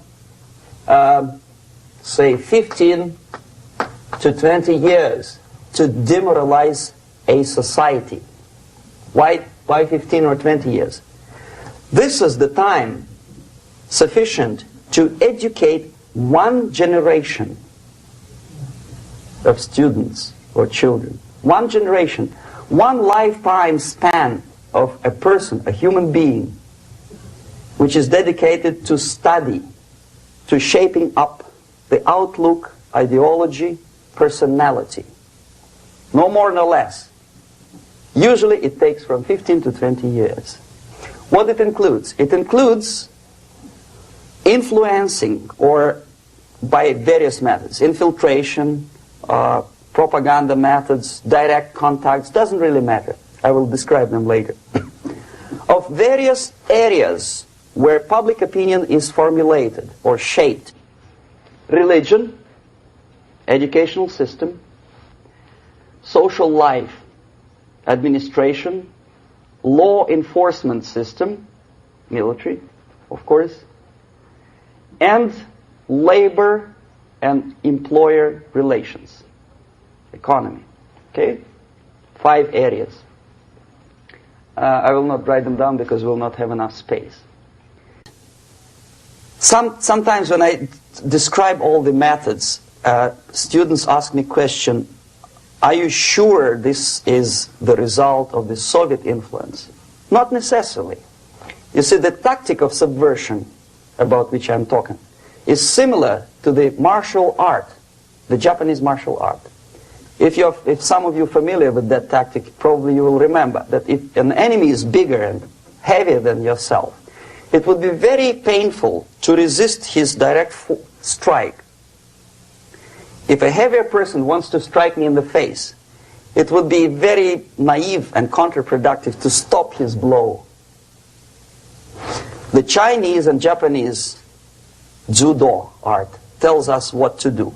First to avoid the strike, then to grab the fist and continue his movement in the direction where it was before, right? Until the enemy crashes in the wall. You see? So, what happens here? the target country obviously does something wrong, if it's a free democratic society, there are many different movements within the society. There are obviously, in every society, there are people who are against this society. They may be simple criminals, ideologically in disagreement with the state policy, conscientious enemies, simply psychotic personalities who are against anything. Right? And finally, there are a small group of agents of a foreign nation, bought, subverted, recruited. Right? The moment all these movements will be directed in one direction, right? This is the time to catch that movement and to continue it until the movement forces the whole society into collapse, into crisis, right? So that's exactly the martial art tactic. We don't stop an enemy. We let him go. We help him to go in the direction we want them to go. Okay? So, on the stage of demoralization, obviously there are tendencies in each society, in each country, which are going to opposite direction from the basic moral values and principles. To take advantage of these movements, to capitalize on them, is the main purpose of the originator of subversion. So we have religion, we have education, we have social life, we have power structure, we have labor relations, unions, and finally we have law and order. 1, 2, 3, 4, 5, 6. Okay? These are the areas of application of subversion. What it means exactly? In case of religion, destroy it, ridicule it, replace it with various sects, cults, which bring people's attention, faith, whether it is naive, primitive, doesn't really matter. As long as the basically accepted religious dogma is being slowly eroded and taken away from the supreme purpose of religion, to keep people in touch with the supreme being, that serves the purpose. Therefore, replace it, accepted, respected religious organizations with fake organizations. Distract people's attention from the real faith and attract them to various different faiths. Education. Distract them from learning something which is constructive, pragmatic, efficient. Instead of mathematics, physics, foreign languages, chemistry, teach them history of urban warfare, natural food, home economy, your sexuality, anything, as long as it takes you away. Okay? Social life. Replace traditionally established institutions and organizations with fake organizations. Take away the initiative from people.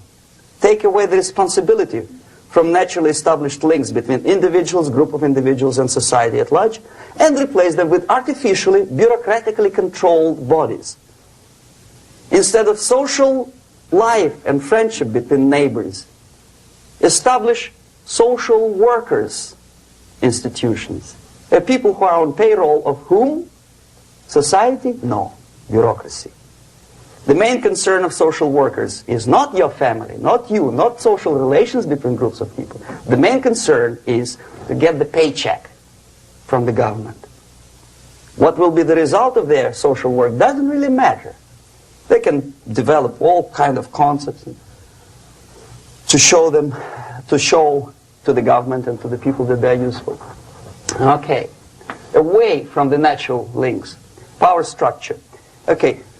The natural bodies of administration, which are traditionally either elected by people at large or appointed by elected leaders of society, are being actively substituted by artificial bodies. The bodies of people, groups of people, whom nobody elected. Never. As a matter of fact, most of the people don't like them at all, and yet they exist. One of such group is media. Who elected them? How come they have so much power? Almost monopolistic power on your mind. They can rape your mind. But who elected them? How come they have a nerve to decide what is good and what is bad for the elected by you, president, and his administration?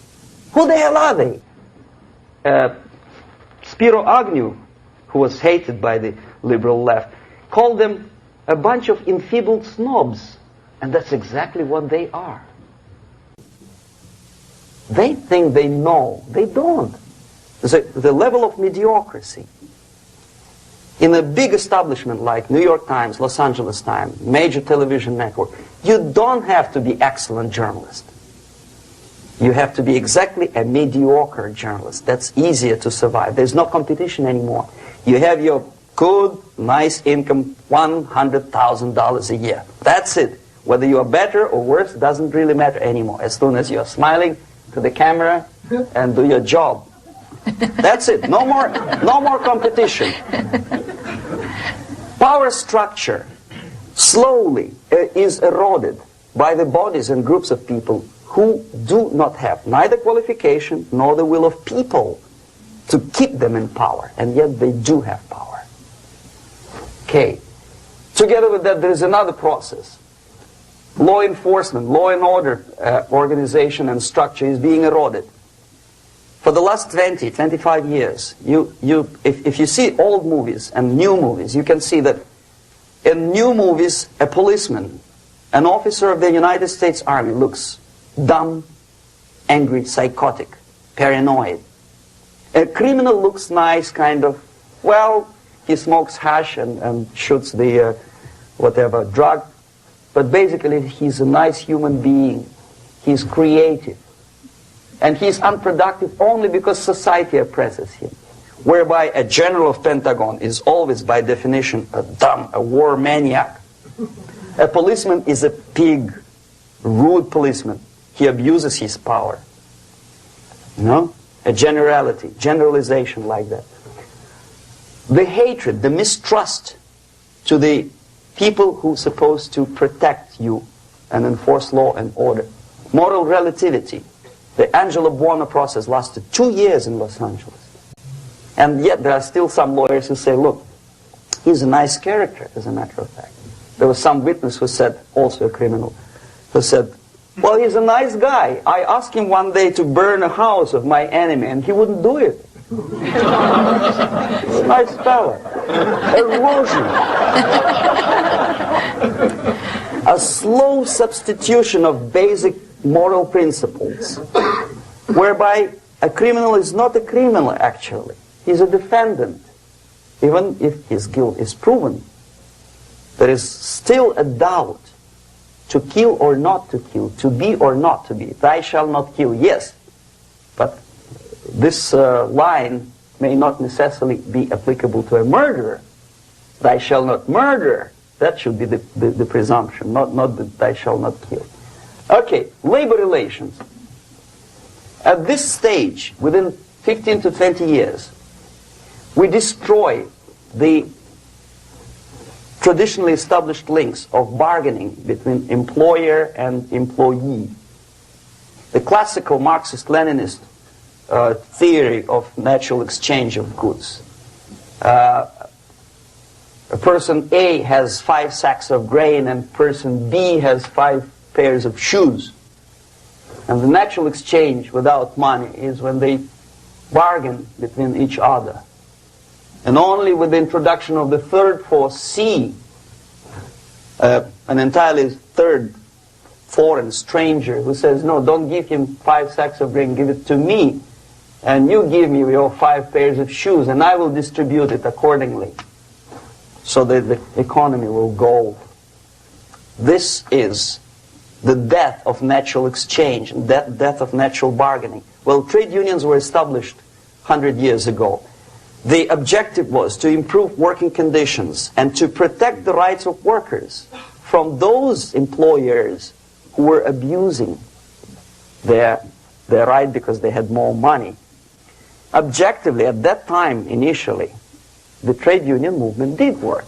What we see now is that the bargaining process is no longer resulting in the compromise, which is leading objectively to betterment of working conditions and increase of salary. What we see is that after each prolonged strike, the workers lose. Even if they have 10% increase of their salaries, they cannot catch up due to inflation and due to missed time. More than that, millions of people suffer from that strike because economy now is interdependent.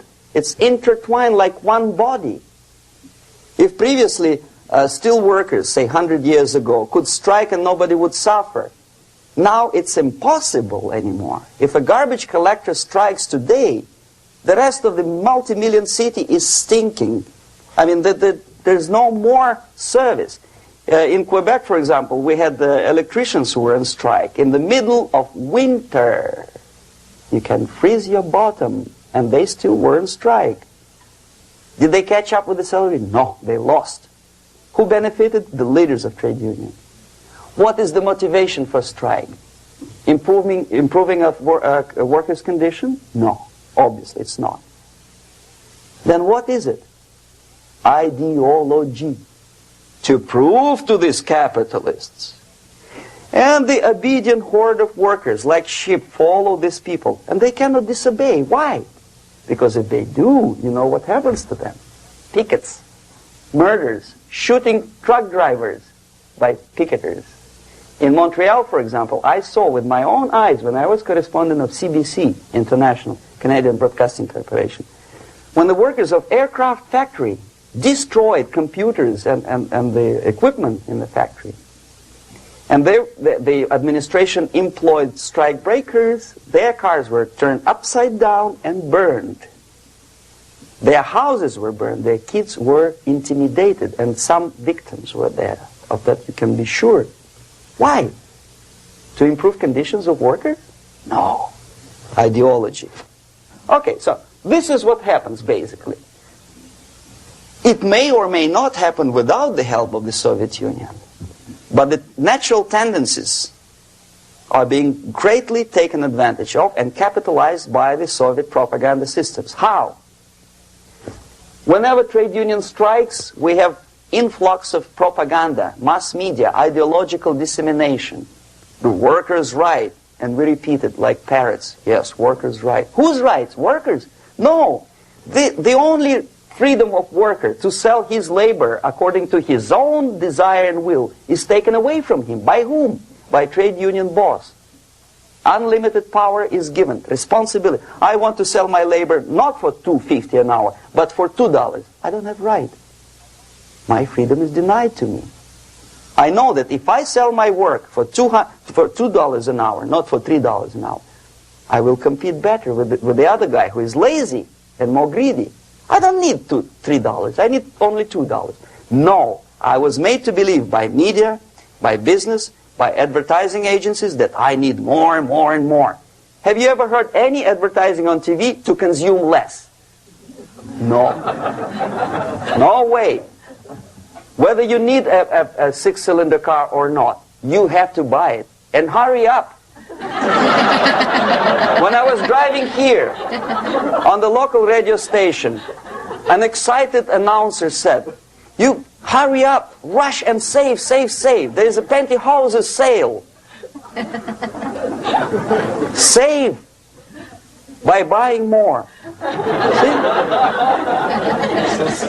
Of course. It would be too naive to expect that KGB makes that advertising agency to do such a crazy commercial. No, of course not.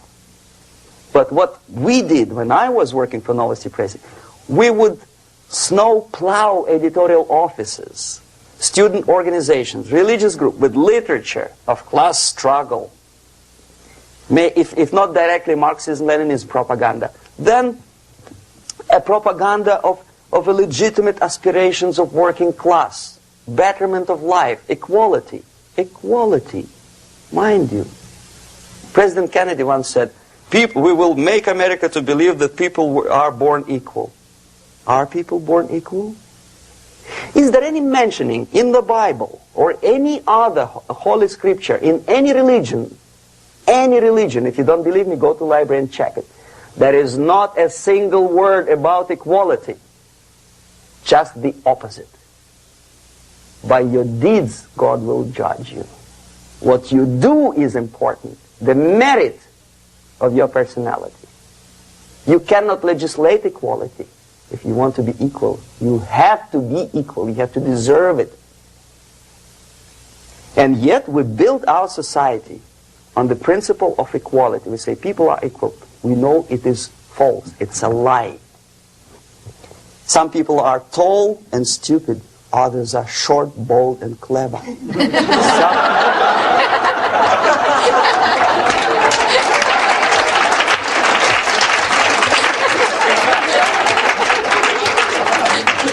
If we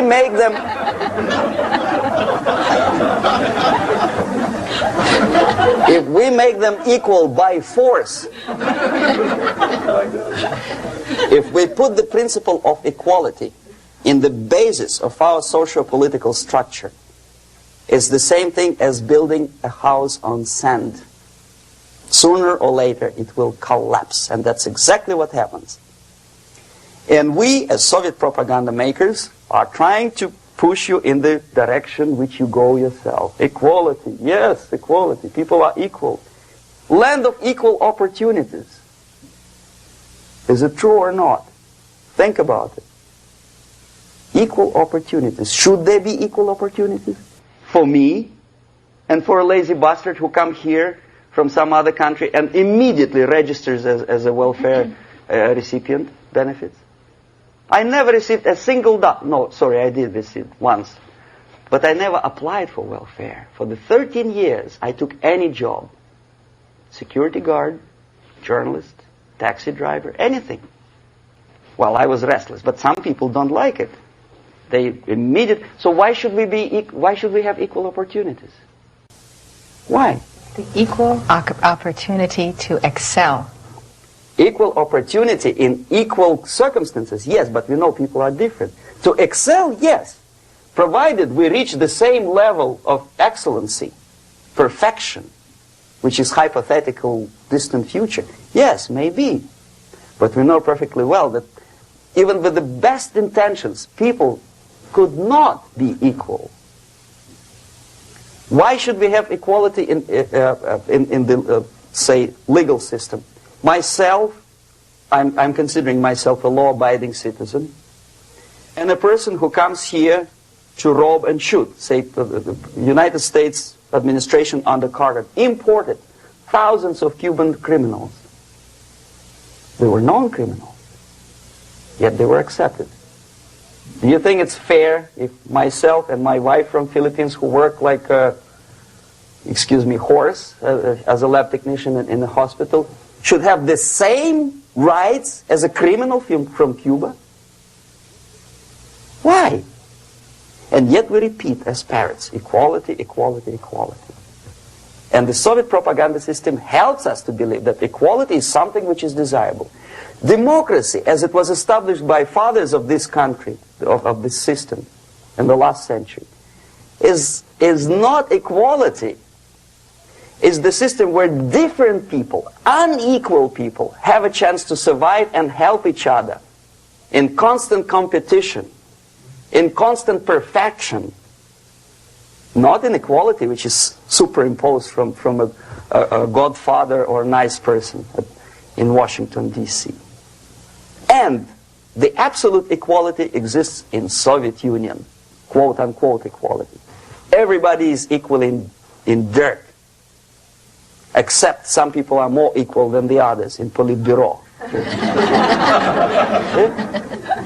So, the moment you bring a country to the point of almost total demoralization, when nothing works anymore, when you are not sure whether it is right or wrong, good and bad, but there's no division between evil and good, when even the leaders of church sometimes say, well, violence for the sake of justice, especially social justice, is justified in countries like Nicaragua, El Salvador, well, maybe Rhodesia, and we listen to them and say, yeah, probably it's true. Is it true? No, it is not true. Violence is not justified, especially for the sake of quote-unquote social justice introduced by Marxist-Leninists, that is my former colleagues from Novosti Press Agency. Okay, so we reached that point. The next step is destabilization.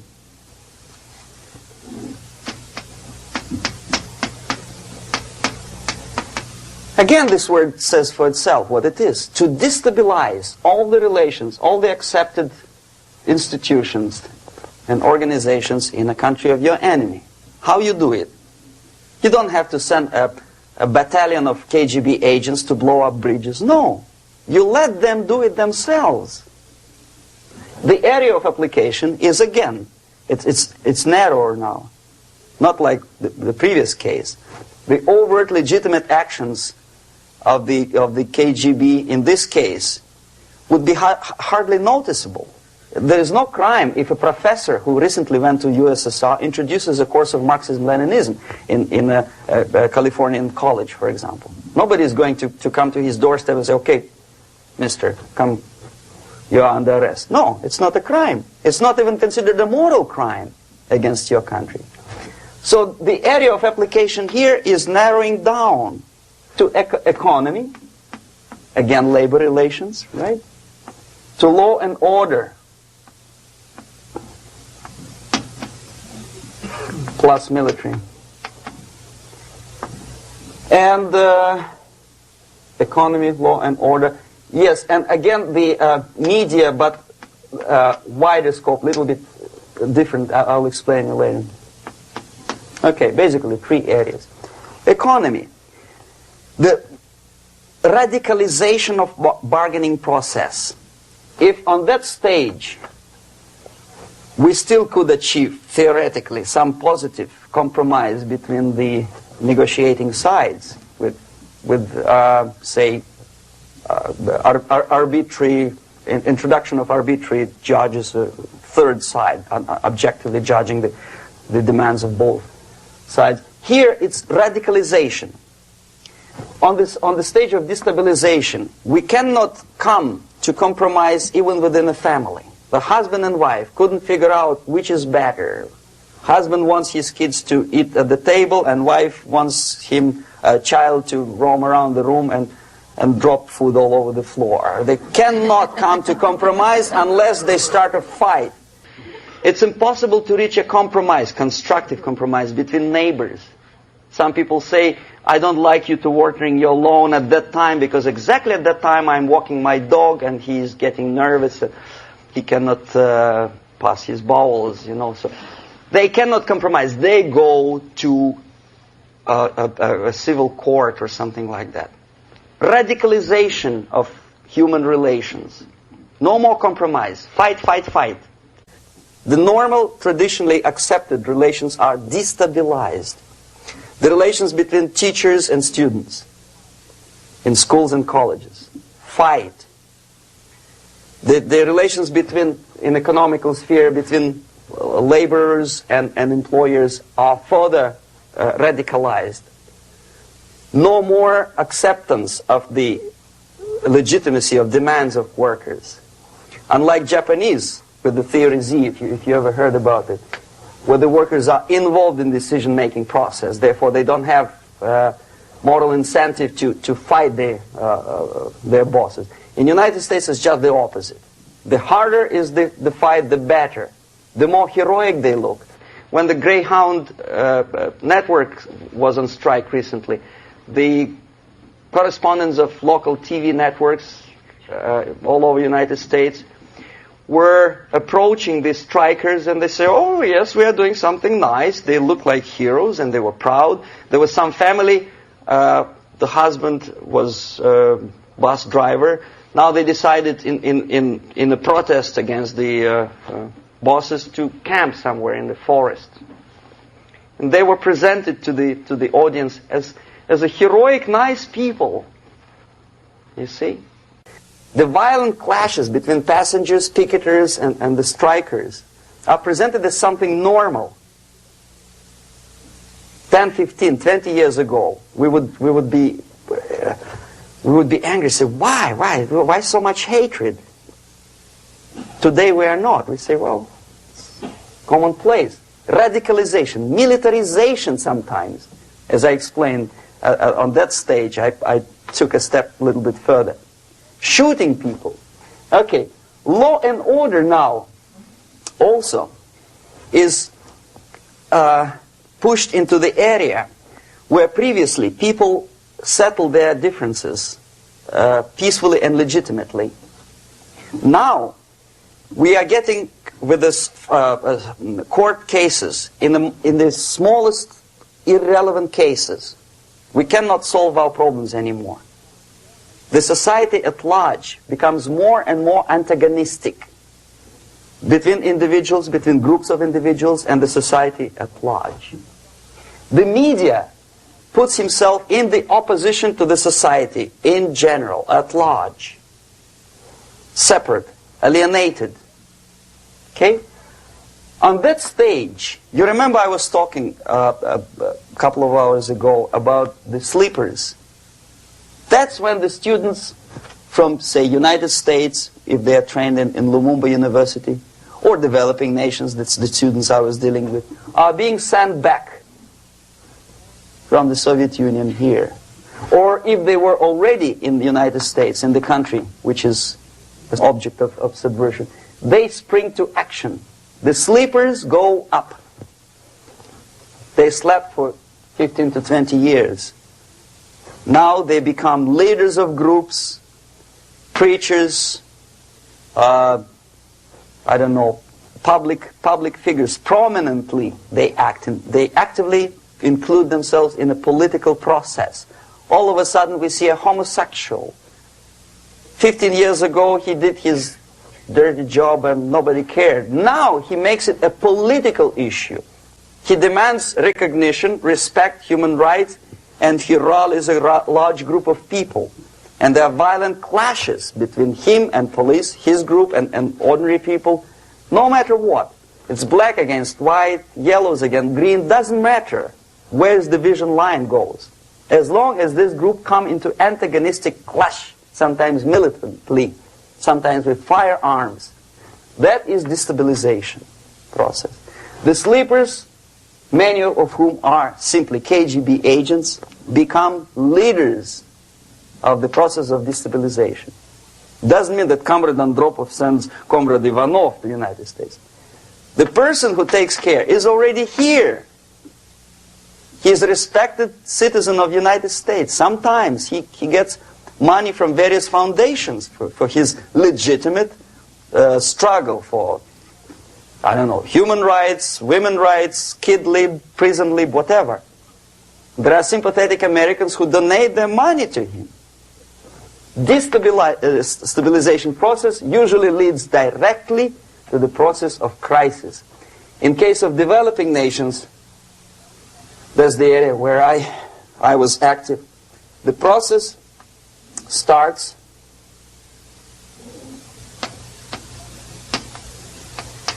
when the legitimate bodies of power, the social structure collapse. It cannot function anymore. So instead, we have artificial body injected into society, such as non-elected committees. You remember I was talking about them here. Social workers who are not elected by people, media who are self-appointed rulers of your opinion, some strange groups which claim that they know how to lead society forward. They don't usually. All they care is how to collect donations and sell their own concocted ideology, mixture of religion and ideology. Here, we have all this artificial body claiming power. If the power is denied to them, they take it by force. In case of Iran, for example, all of a sudden we have revolutionary committees. What kind of revolution? There was no revolution yet, and yet they had the committees. They were taking power of judgment. They had the power of execution, they had the power of legislation, and that they had the power of judicial All of them combined in one person who is half-baked intellectual, sometimes graduated from Harvard University or Berkeley. He comes back to his country and he thinks that he knows the answer to all the social, economical problems. Okay? Crisis is when society cannot function any more productively. It collapses, obviously. That's the word for crisis. So therefore, the population at large is looking for a savior. The religious groups are expecting a Messiah to come. The workers say, we have family to feed. Let's have a strong government, maybe socialist government, centralized. When somebody put the employers on their place and let us work. We are sick and tired of going to strike and missing overtime and all that stuff. We need some strong man, strong government, a leader, a savior is needed. Population is sick and tired already. And here we are. We have a savior. Either a foreign nation comes in, or the local group of leftists, Marxists, no matter what they call themselves, Sandinista, a reverend or some sort, Bishop Muzureva, like in Zimbabwe, doesn't matter. A savior comes and says, I will lead you. So we have two alternatives here. Civil war and invasion. Okay? See how it goes? Civil war, we know what it is. Lebanon is the best example. The civil war, which was artificially implanted in Lebanon by injection of force of PLO, Palestinian Liberation Organization. Invasion we had in many other countries like Afghanistan, name any East European country, it was invaded by the Soviet army. But the result is the same. The next stage is normalization. Normalization is a very ironic word, of course. It is borrowed from 1968 situation in Czechoslovakia, when the Soviet propaganda and after them New York Times declared the country is normalized. The tanks moved into Prague, so there is no more Prague Spring, there is no more violence. Normalization. At that stage, the self-appointed rulers of the society don't need any revolution anymore. They don't need any radicalism anymore. So this is the reverse from destabilization. Basically, it is stabilizing the country by force. So all the sleepers and activists and social workers and liberals and homosexuals and professors and Marxists and Leninists are being eliminated physically sometimes. They've done their job already. Okay? They are not needed anymore. The new rulers need stability to exploit the nation, to exploit the country, to take advantages of the victory. Okay? So no more revolutionaries, please. And that's exactly what happens in a number of countries. You remember Bangladesh? This is the crisis in which I was instrumental. First they had Mujibur Rahman. In 1971, he was the leader of People's Party, Awami League, with mustache like Stalin. He was in Russia many times. In 5 years, he was shot by his former colleagues, Marxists. He fulfilled his function. In Afghanistan, it happened 3 times. First there was Taraki, then there was Amin, now there's Babrak Karmal. They killed each other successively, one after another. The moment he fulfills his duty, the first one demoralized country, the second destabilized, the third one brought it to crisis. Goodbye, comrades. Babrak Karmal comes from Moscow and put into the seat of power. Same thing happened in Grenada recently. Maurice Bishop, Marxist, was killed by Austin, what's his name, General something, who was also a Marxist. Right? So no more revolutions, please. Normalization now. From now on, no more strikes, no more homosexuals, no more women lib, no more kid lib, no more lib, period. A good, solid, democratic, proletarian freedom. That's it. Now, to reverse this process takes enormous effort. When today, United States had to invade Grenada to reverse the process of subversion. Some people say, boy, this is not good, it's not kosher to invade the beautiful country, island of Grenada. Well, why didn't you stop the process here, when Grenada was just approached by leftists? Why not to prevent Maurice Bishop to come in power in the first place? Did Grenadians want him? Very questionable. They didn't know who was Maurice Bishop in the first place. He came to power by coup d'etat himself. Okay? No, we let the situation develop further and further and further until the crisis and normalization very soon. And then the United States decided to invade country, discovering that the country was absolutely a military base for the Soviet Union. Of course it's a drastic measure. Of course it's a pity that Marine Corps had to lose, what, 17 lives. Very bad. Why not to stop the process before it comes to crisis? Oh no, intellectuals will not let you. It's interference into domestic affairs. They are very careful not to let American administration to interfere in domestic affairs of Latin American countries. They don't mind Soviet Union interfere in these affairs. Okay. So to reverse this process from here, it takes only and always military force. No other force on earth can reverse this process at this point. At this point, it does not take military invasion of the United States Army. It takes strong action, like in Chile. A CIA covert involvement to prevent the savior from outside to come into power and to stabilize country before it erupts into civil war. Okay? Support the right-wing conservative forces. By money, by crooks or love, doesn't matter. Stabilize the country. Don't let the crisis develop into civil war or invasion. Oh no, your liberals will say it's against the law. The Congress will not appropriate money for covert actions of CIA. Why not?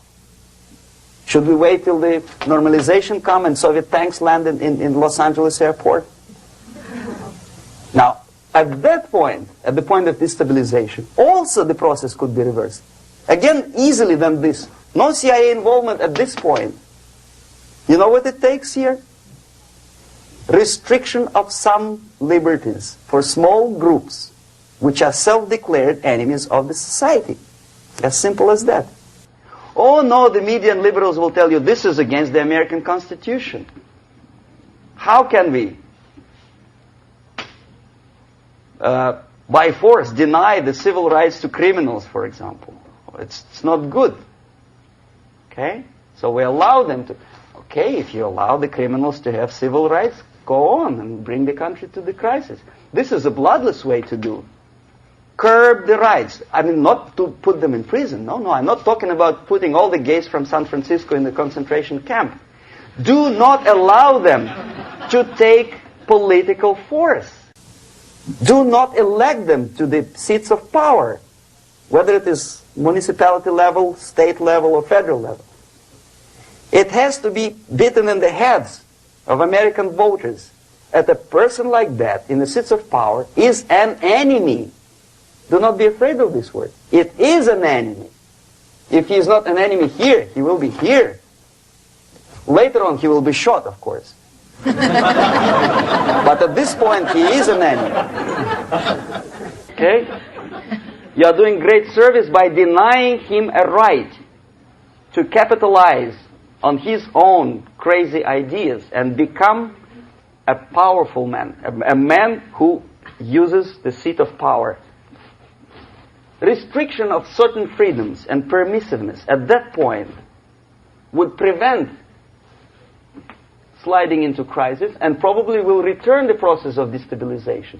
To curb unlimited power, monopolistic power of trade unions, here, at that point, would save economy from collapsing. To introduce a law to stop private companies of raping public opinion's mind in the direction of consumerism. No company must have a right to force you into buying more unless you want it.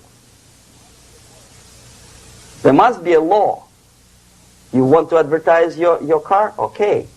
But not a single mentioning of buying it now and saving money. It must be against the law to force people to consume more. Self-restraint. Previously, before this process started, the self-restraint was a business of church, religion. Because our preachers, the fathers of church, would tell us, material values are good, but it's not the prime function of human being. Because you have to live with something. Obviously, the design for our life is not to consume more deodorants. There must be something greater.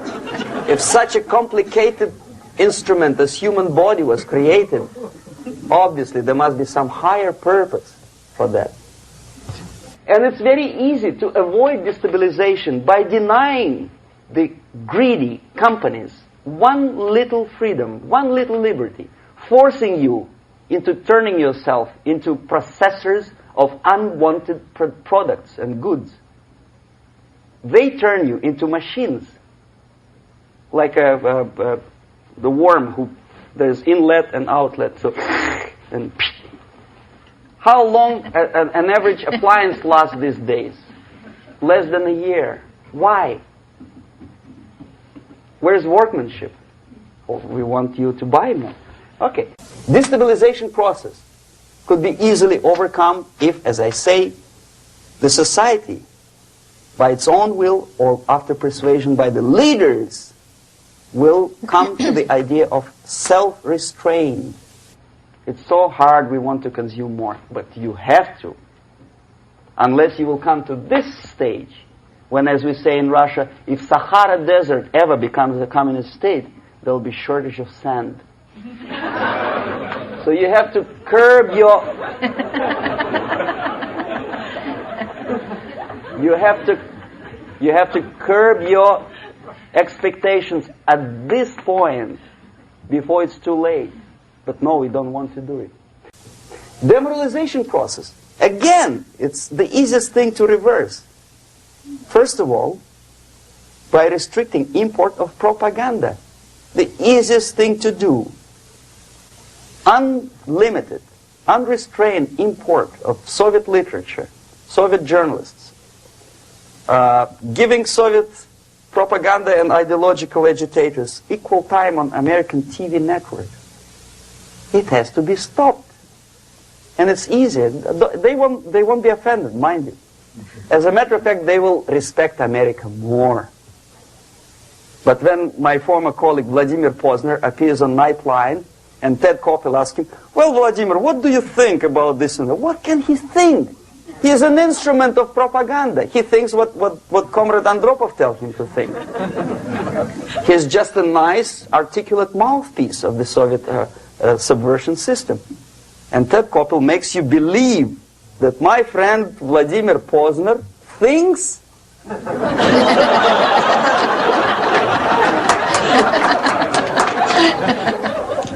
the process of demoralization may not have started at all if at that point the country, which is a recipient of subversion, actively, not violently, but actively, prevents importation of foreign ideology.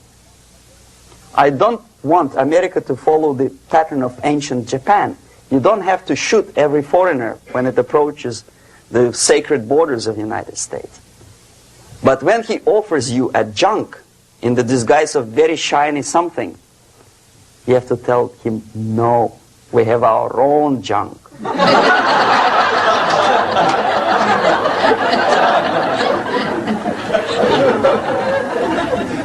If at that point the society is strong, brave, and conscientious enough to stop importation of ideas which are foreign, then the whole chain of events could be prevented. Recently I've been to Philippines and I was shocked how in big cities like Manila, children listen to deafening music. A melodious nation with long traditions of good, nice ethnic music, introduced by Spanish long time ago, maybe 2 centuries, 3 centuries ago, I don't remember how long. All of a sudden listen to musical garbage, blasting their radios at full blast, at full volume. Why? In India, I spent many years watching the reactions of Indians walking out of movie theaters after seeing Hollywood production. They couldn't figure out why Americans are so wasteful. They smash their cars, their shiny cars, every 5 minutes. How come they shoot each other for $500,000? Is it true that they're so obsessed with sex? Can you imagine showing a movie where each 5 minutes there's a copulation on the screen to a country like India with long tradition of respect to these private matters, or to Pakistan? And United States expect these people to respect you? No way.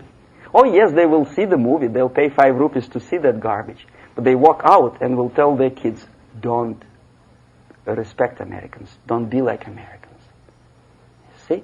So, the process of demoralization could be stopped right here, both as an expert and as an import. And that takes one step, one very important thing to do. You don't have to expel all the KGB agents from Washington, D.C. The most difficult and at the same time the simplest answer to the subversion is to start it here and even before, by bringing back the society to religion, something that you cannot touch and eat and put on yourself, but something that rules society and makes it move and preserve it. A Soviet scientist, Shafarevich, who has nothing to do with religion, he is a computer scientist, did a very intensive research on the history of socialist countries. He calls socialist or communist any country with a centralized economy and a pyramidal style of power structure. And he discovered, actually he didn't discover it, he just brought to attention of his readers, that civilizations like Mohenjo-Daro in the river Indus area, like Egypt, like Maya, Incas, like Babylonian culture, collapsed and disappeared from the surface of Earth. The moment they lost religion, as simple as that, they disintegrated. Nobody remembers about them anymore. Well, distantly. So, the ideas are moving society and keeping mankind as a society of human beings, intelligent, moral agents of God. The facts, the truth, the exact knowledge may not. All the sophisticated technology and computers will not prevent society from disintegrating and eventually dying out. Have you ever met a person who would sacrifice his life, freedom, for the truth like that? This is truth. I never met a person who said, this is truth and I'm ready to shoot me.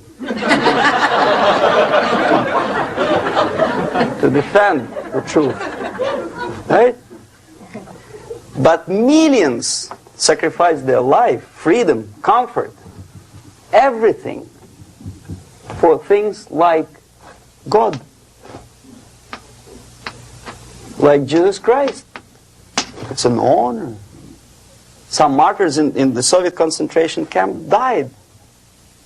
And they died in peace. Unlike those who shouted, "Long live Stalin," knowing perfectly well that he may not live long. Something which is not material moves society and helps it to survive. And the other way around. The moment we turn into 2 by 2 is 4, and make it a guiding principle of our life, our existence, we die. Even though this is true, and this we cannot prove. We only can feel and have faith in it. So the answer to ideological subversion, strangely enough, is very simple. You don't have to shoot people, you don't have to aim missiles and Pershings and cruise missiles at Andropov's headquarters. You simply have to have faith and prevent subversion. In other words, not to be a victim of subversion.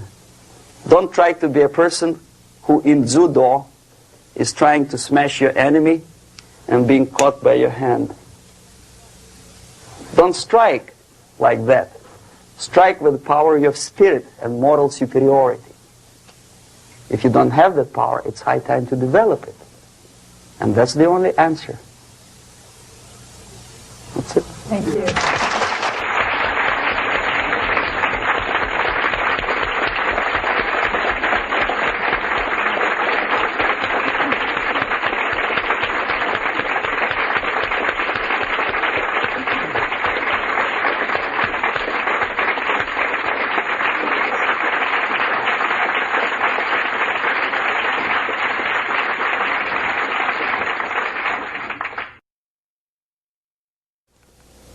Can you describe how a concept is formulated, turned into propaganda, and then ends up on someone's bumper sticker or in a newspaper? What's the step-by-step process? The other thing is, how close is the Politburo to the actual propaganda creating process? Mm-hmm. And finally, the 007 incident was notable in the fact that it took a long time before the Soviets responded to it, and then the military took the lead in terms of explaining what had happened rather than the political organs. And I wanted to know why that actually happened. Okay.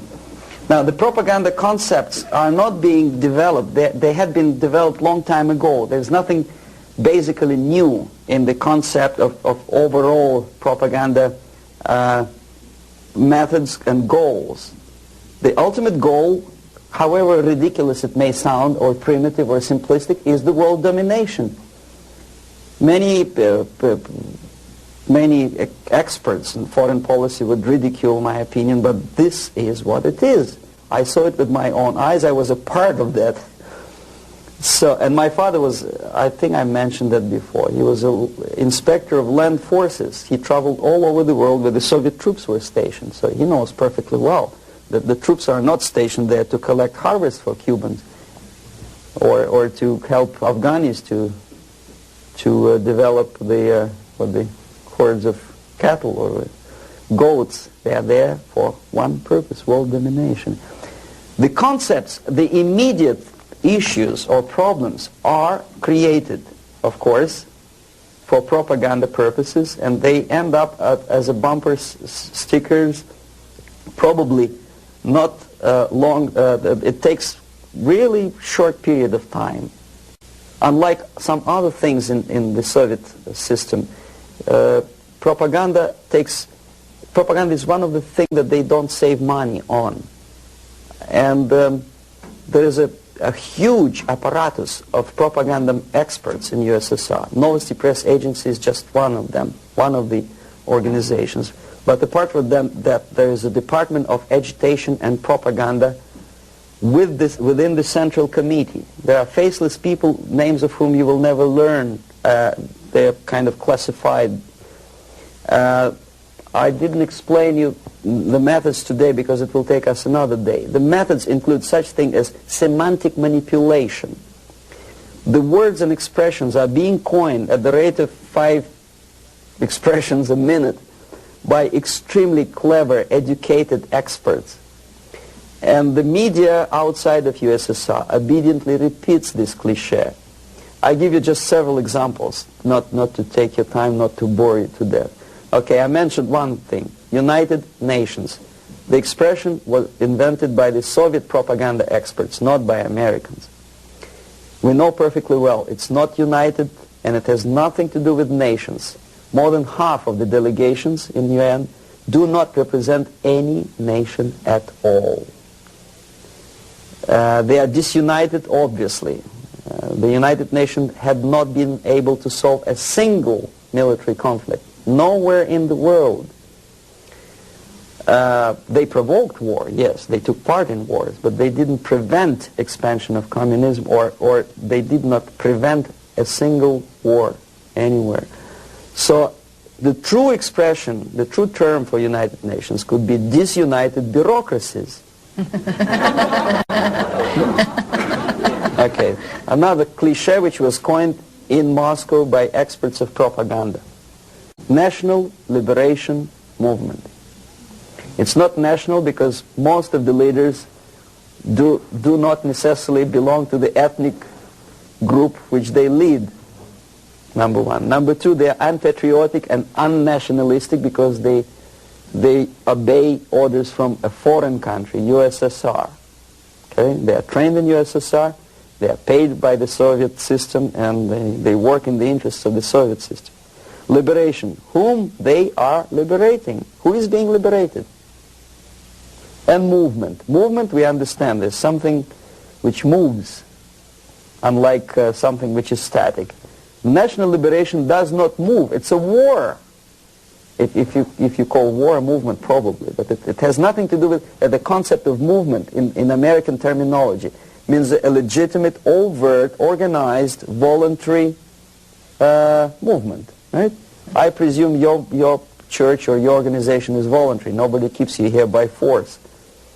Okay, National Liberation Movement is an army of bandits, professional bandits, which are kept within the framework of the movement by force.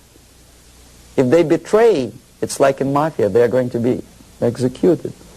Okay, another example of semantic manipulation is, free medical aid, for example.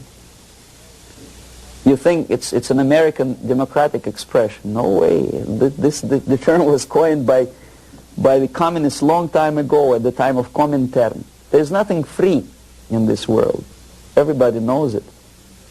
Least of all medical aid. It's a very expensive thing to render medical assistance to other people. Somebody, sometime, somewhere has to pay for it. Who? Taxpayer. Okay? Obviously. There are many other things that are being coined by the Soviet propaganda apparatus. Unfortunately, see, if I call myself a genius writer, for example, Los Angeles Times would not call me that, right? They will call me a strange, crazy Russian who calls himself a genius. Then why the hell they call liberation movements what they call themselves? Just because they are many? See? The logic is twisted. The stickers on the bumpers, I don't know. It depends on the ability of local forces to toe the foreign policy. How close is Politburo to implementation of propaganda actions? Very distant. See, Politburo is a group of self-imposed dictators. They don't really decide anything. The only objective of their existence and their life and their struggle is to stay in power. Unlike American politician who has two objectives. First, to be elected, and second, to be re-elected. The Soviet politician doesn't have the first objective. He does not have to be elected. He just makes his way in the party structure all the way up. Re-election doesn't bother him at all. So the only purpose of his life is to stay where he is and don't rock the boat. They don't make decisions. The decision-making level are the faceless group of experts, as I tried to explain to you. And the Politburo gives only the basic directions, what to be done, and the obedient servants of the highest caliber, intellectuals, are dutifully developing these things. Some independently thinking progressive academics in the United States think that come socialism they will be able to preserve their integrity and independence. It's wishful thinking. They will become obedient servants of the system that they are trying to force upon you. The Korean airliner incident, from my viewpoint, is not an incident at all. I believe it's a carefully planned and premeditated provocation. I'm not sure whether they did it. They killed 268 people just to get rid of Larry McDonald, but it's feasible. I wouldn't be surprised if they killed more than 60 millions of their own men just to implement rotten ideas of Marx and Engels. You know, what would 268 people matter? Second, it is not a military blunder, and the order was not given by military. Never a single military officer of the highest caliber will take responsibility to shoot a civilian airliner. My father was an officer of general staff of the Soviet Army. I know perfectly well what I'm talking about. No officer would take responsibility. He'll be shot tomorrow. Are you kidding?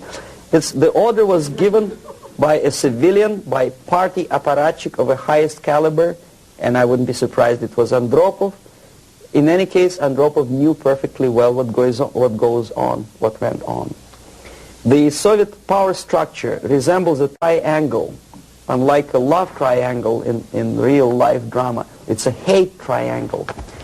The seats of power are party, Communist Party, elite, of course, not the rank and file party, but the top of the pyramid.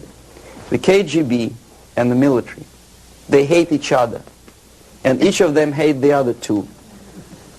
The most powerful is the party. This is the real power. The army and the KGB supposedly are servants of the party and the tools, the instruments of their power. But in fact, sometimes they are the power themselves. Andropov belongs to the most hated triangle, the KGB. My father hated KGB because he was military. Both of them, KGB and military, hate the party. Why? Because unlike in the United States, the party is the most adventuristic people. They want to invade countries. They give the orders for all kinds of adventures outside of USSR borders. They know perfectly well that comes war, they will go to bunkers and eat caviar and enjoy life, whereby military will burn in flames of nuclear war. Marshal Grechko was against invasion into Czechoslovakia because he knew that he will have to demoralize his army. And the first two divisions, after facing the reality and seeing that Czechoslovakia is not being invaded by Americans, will get corrupted. So you have to replace them with other two divisions. And if you stay long enough, you will corrupt the whole Soviet army. He said, no, don't invade Czechoslovakia. But Comrade Brezhnev said, who the hell they are? They think they deserve more sausages and butter. So show them tanks. So he did, he obeyed. The KGB, the KGB and the army sometimes are in cahoots against the party.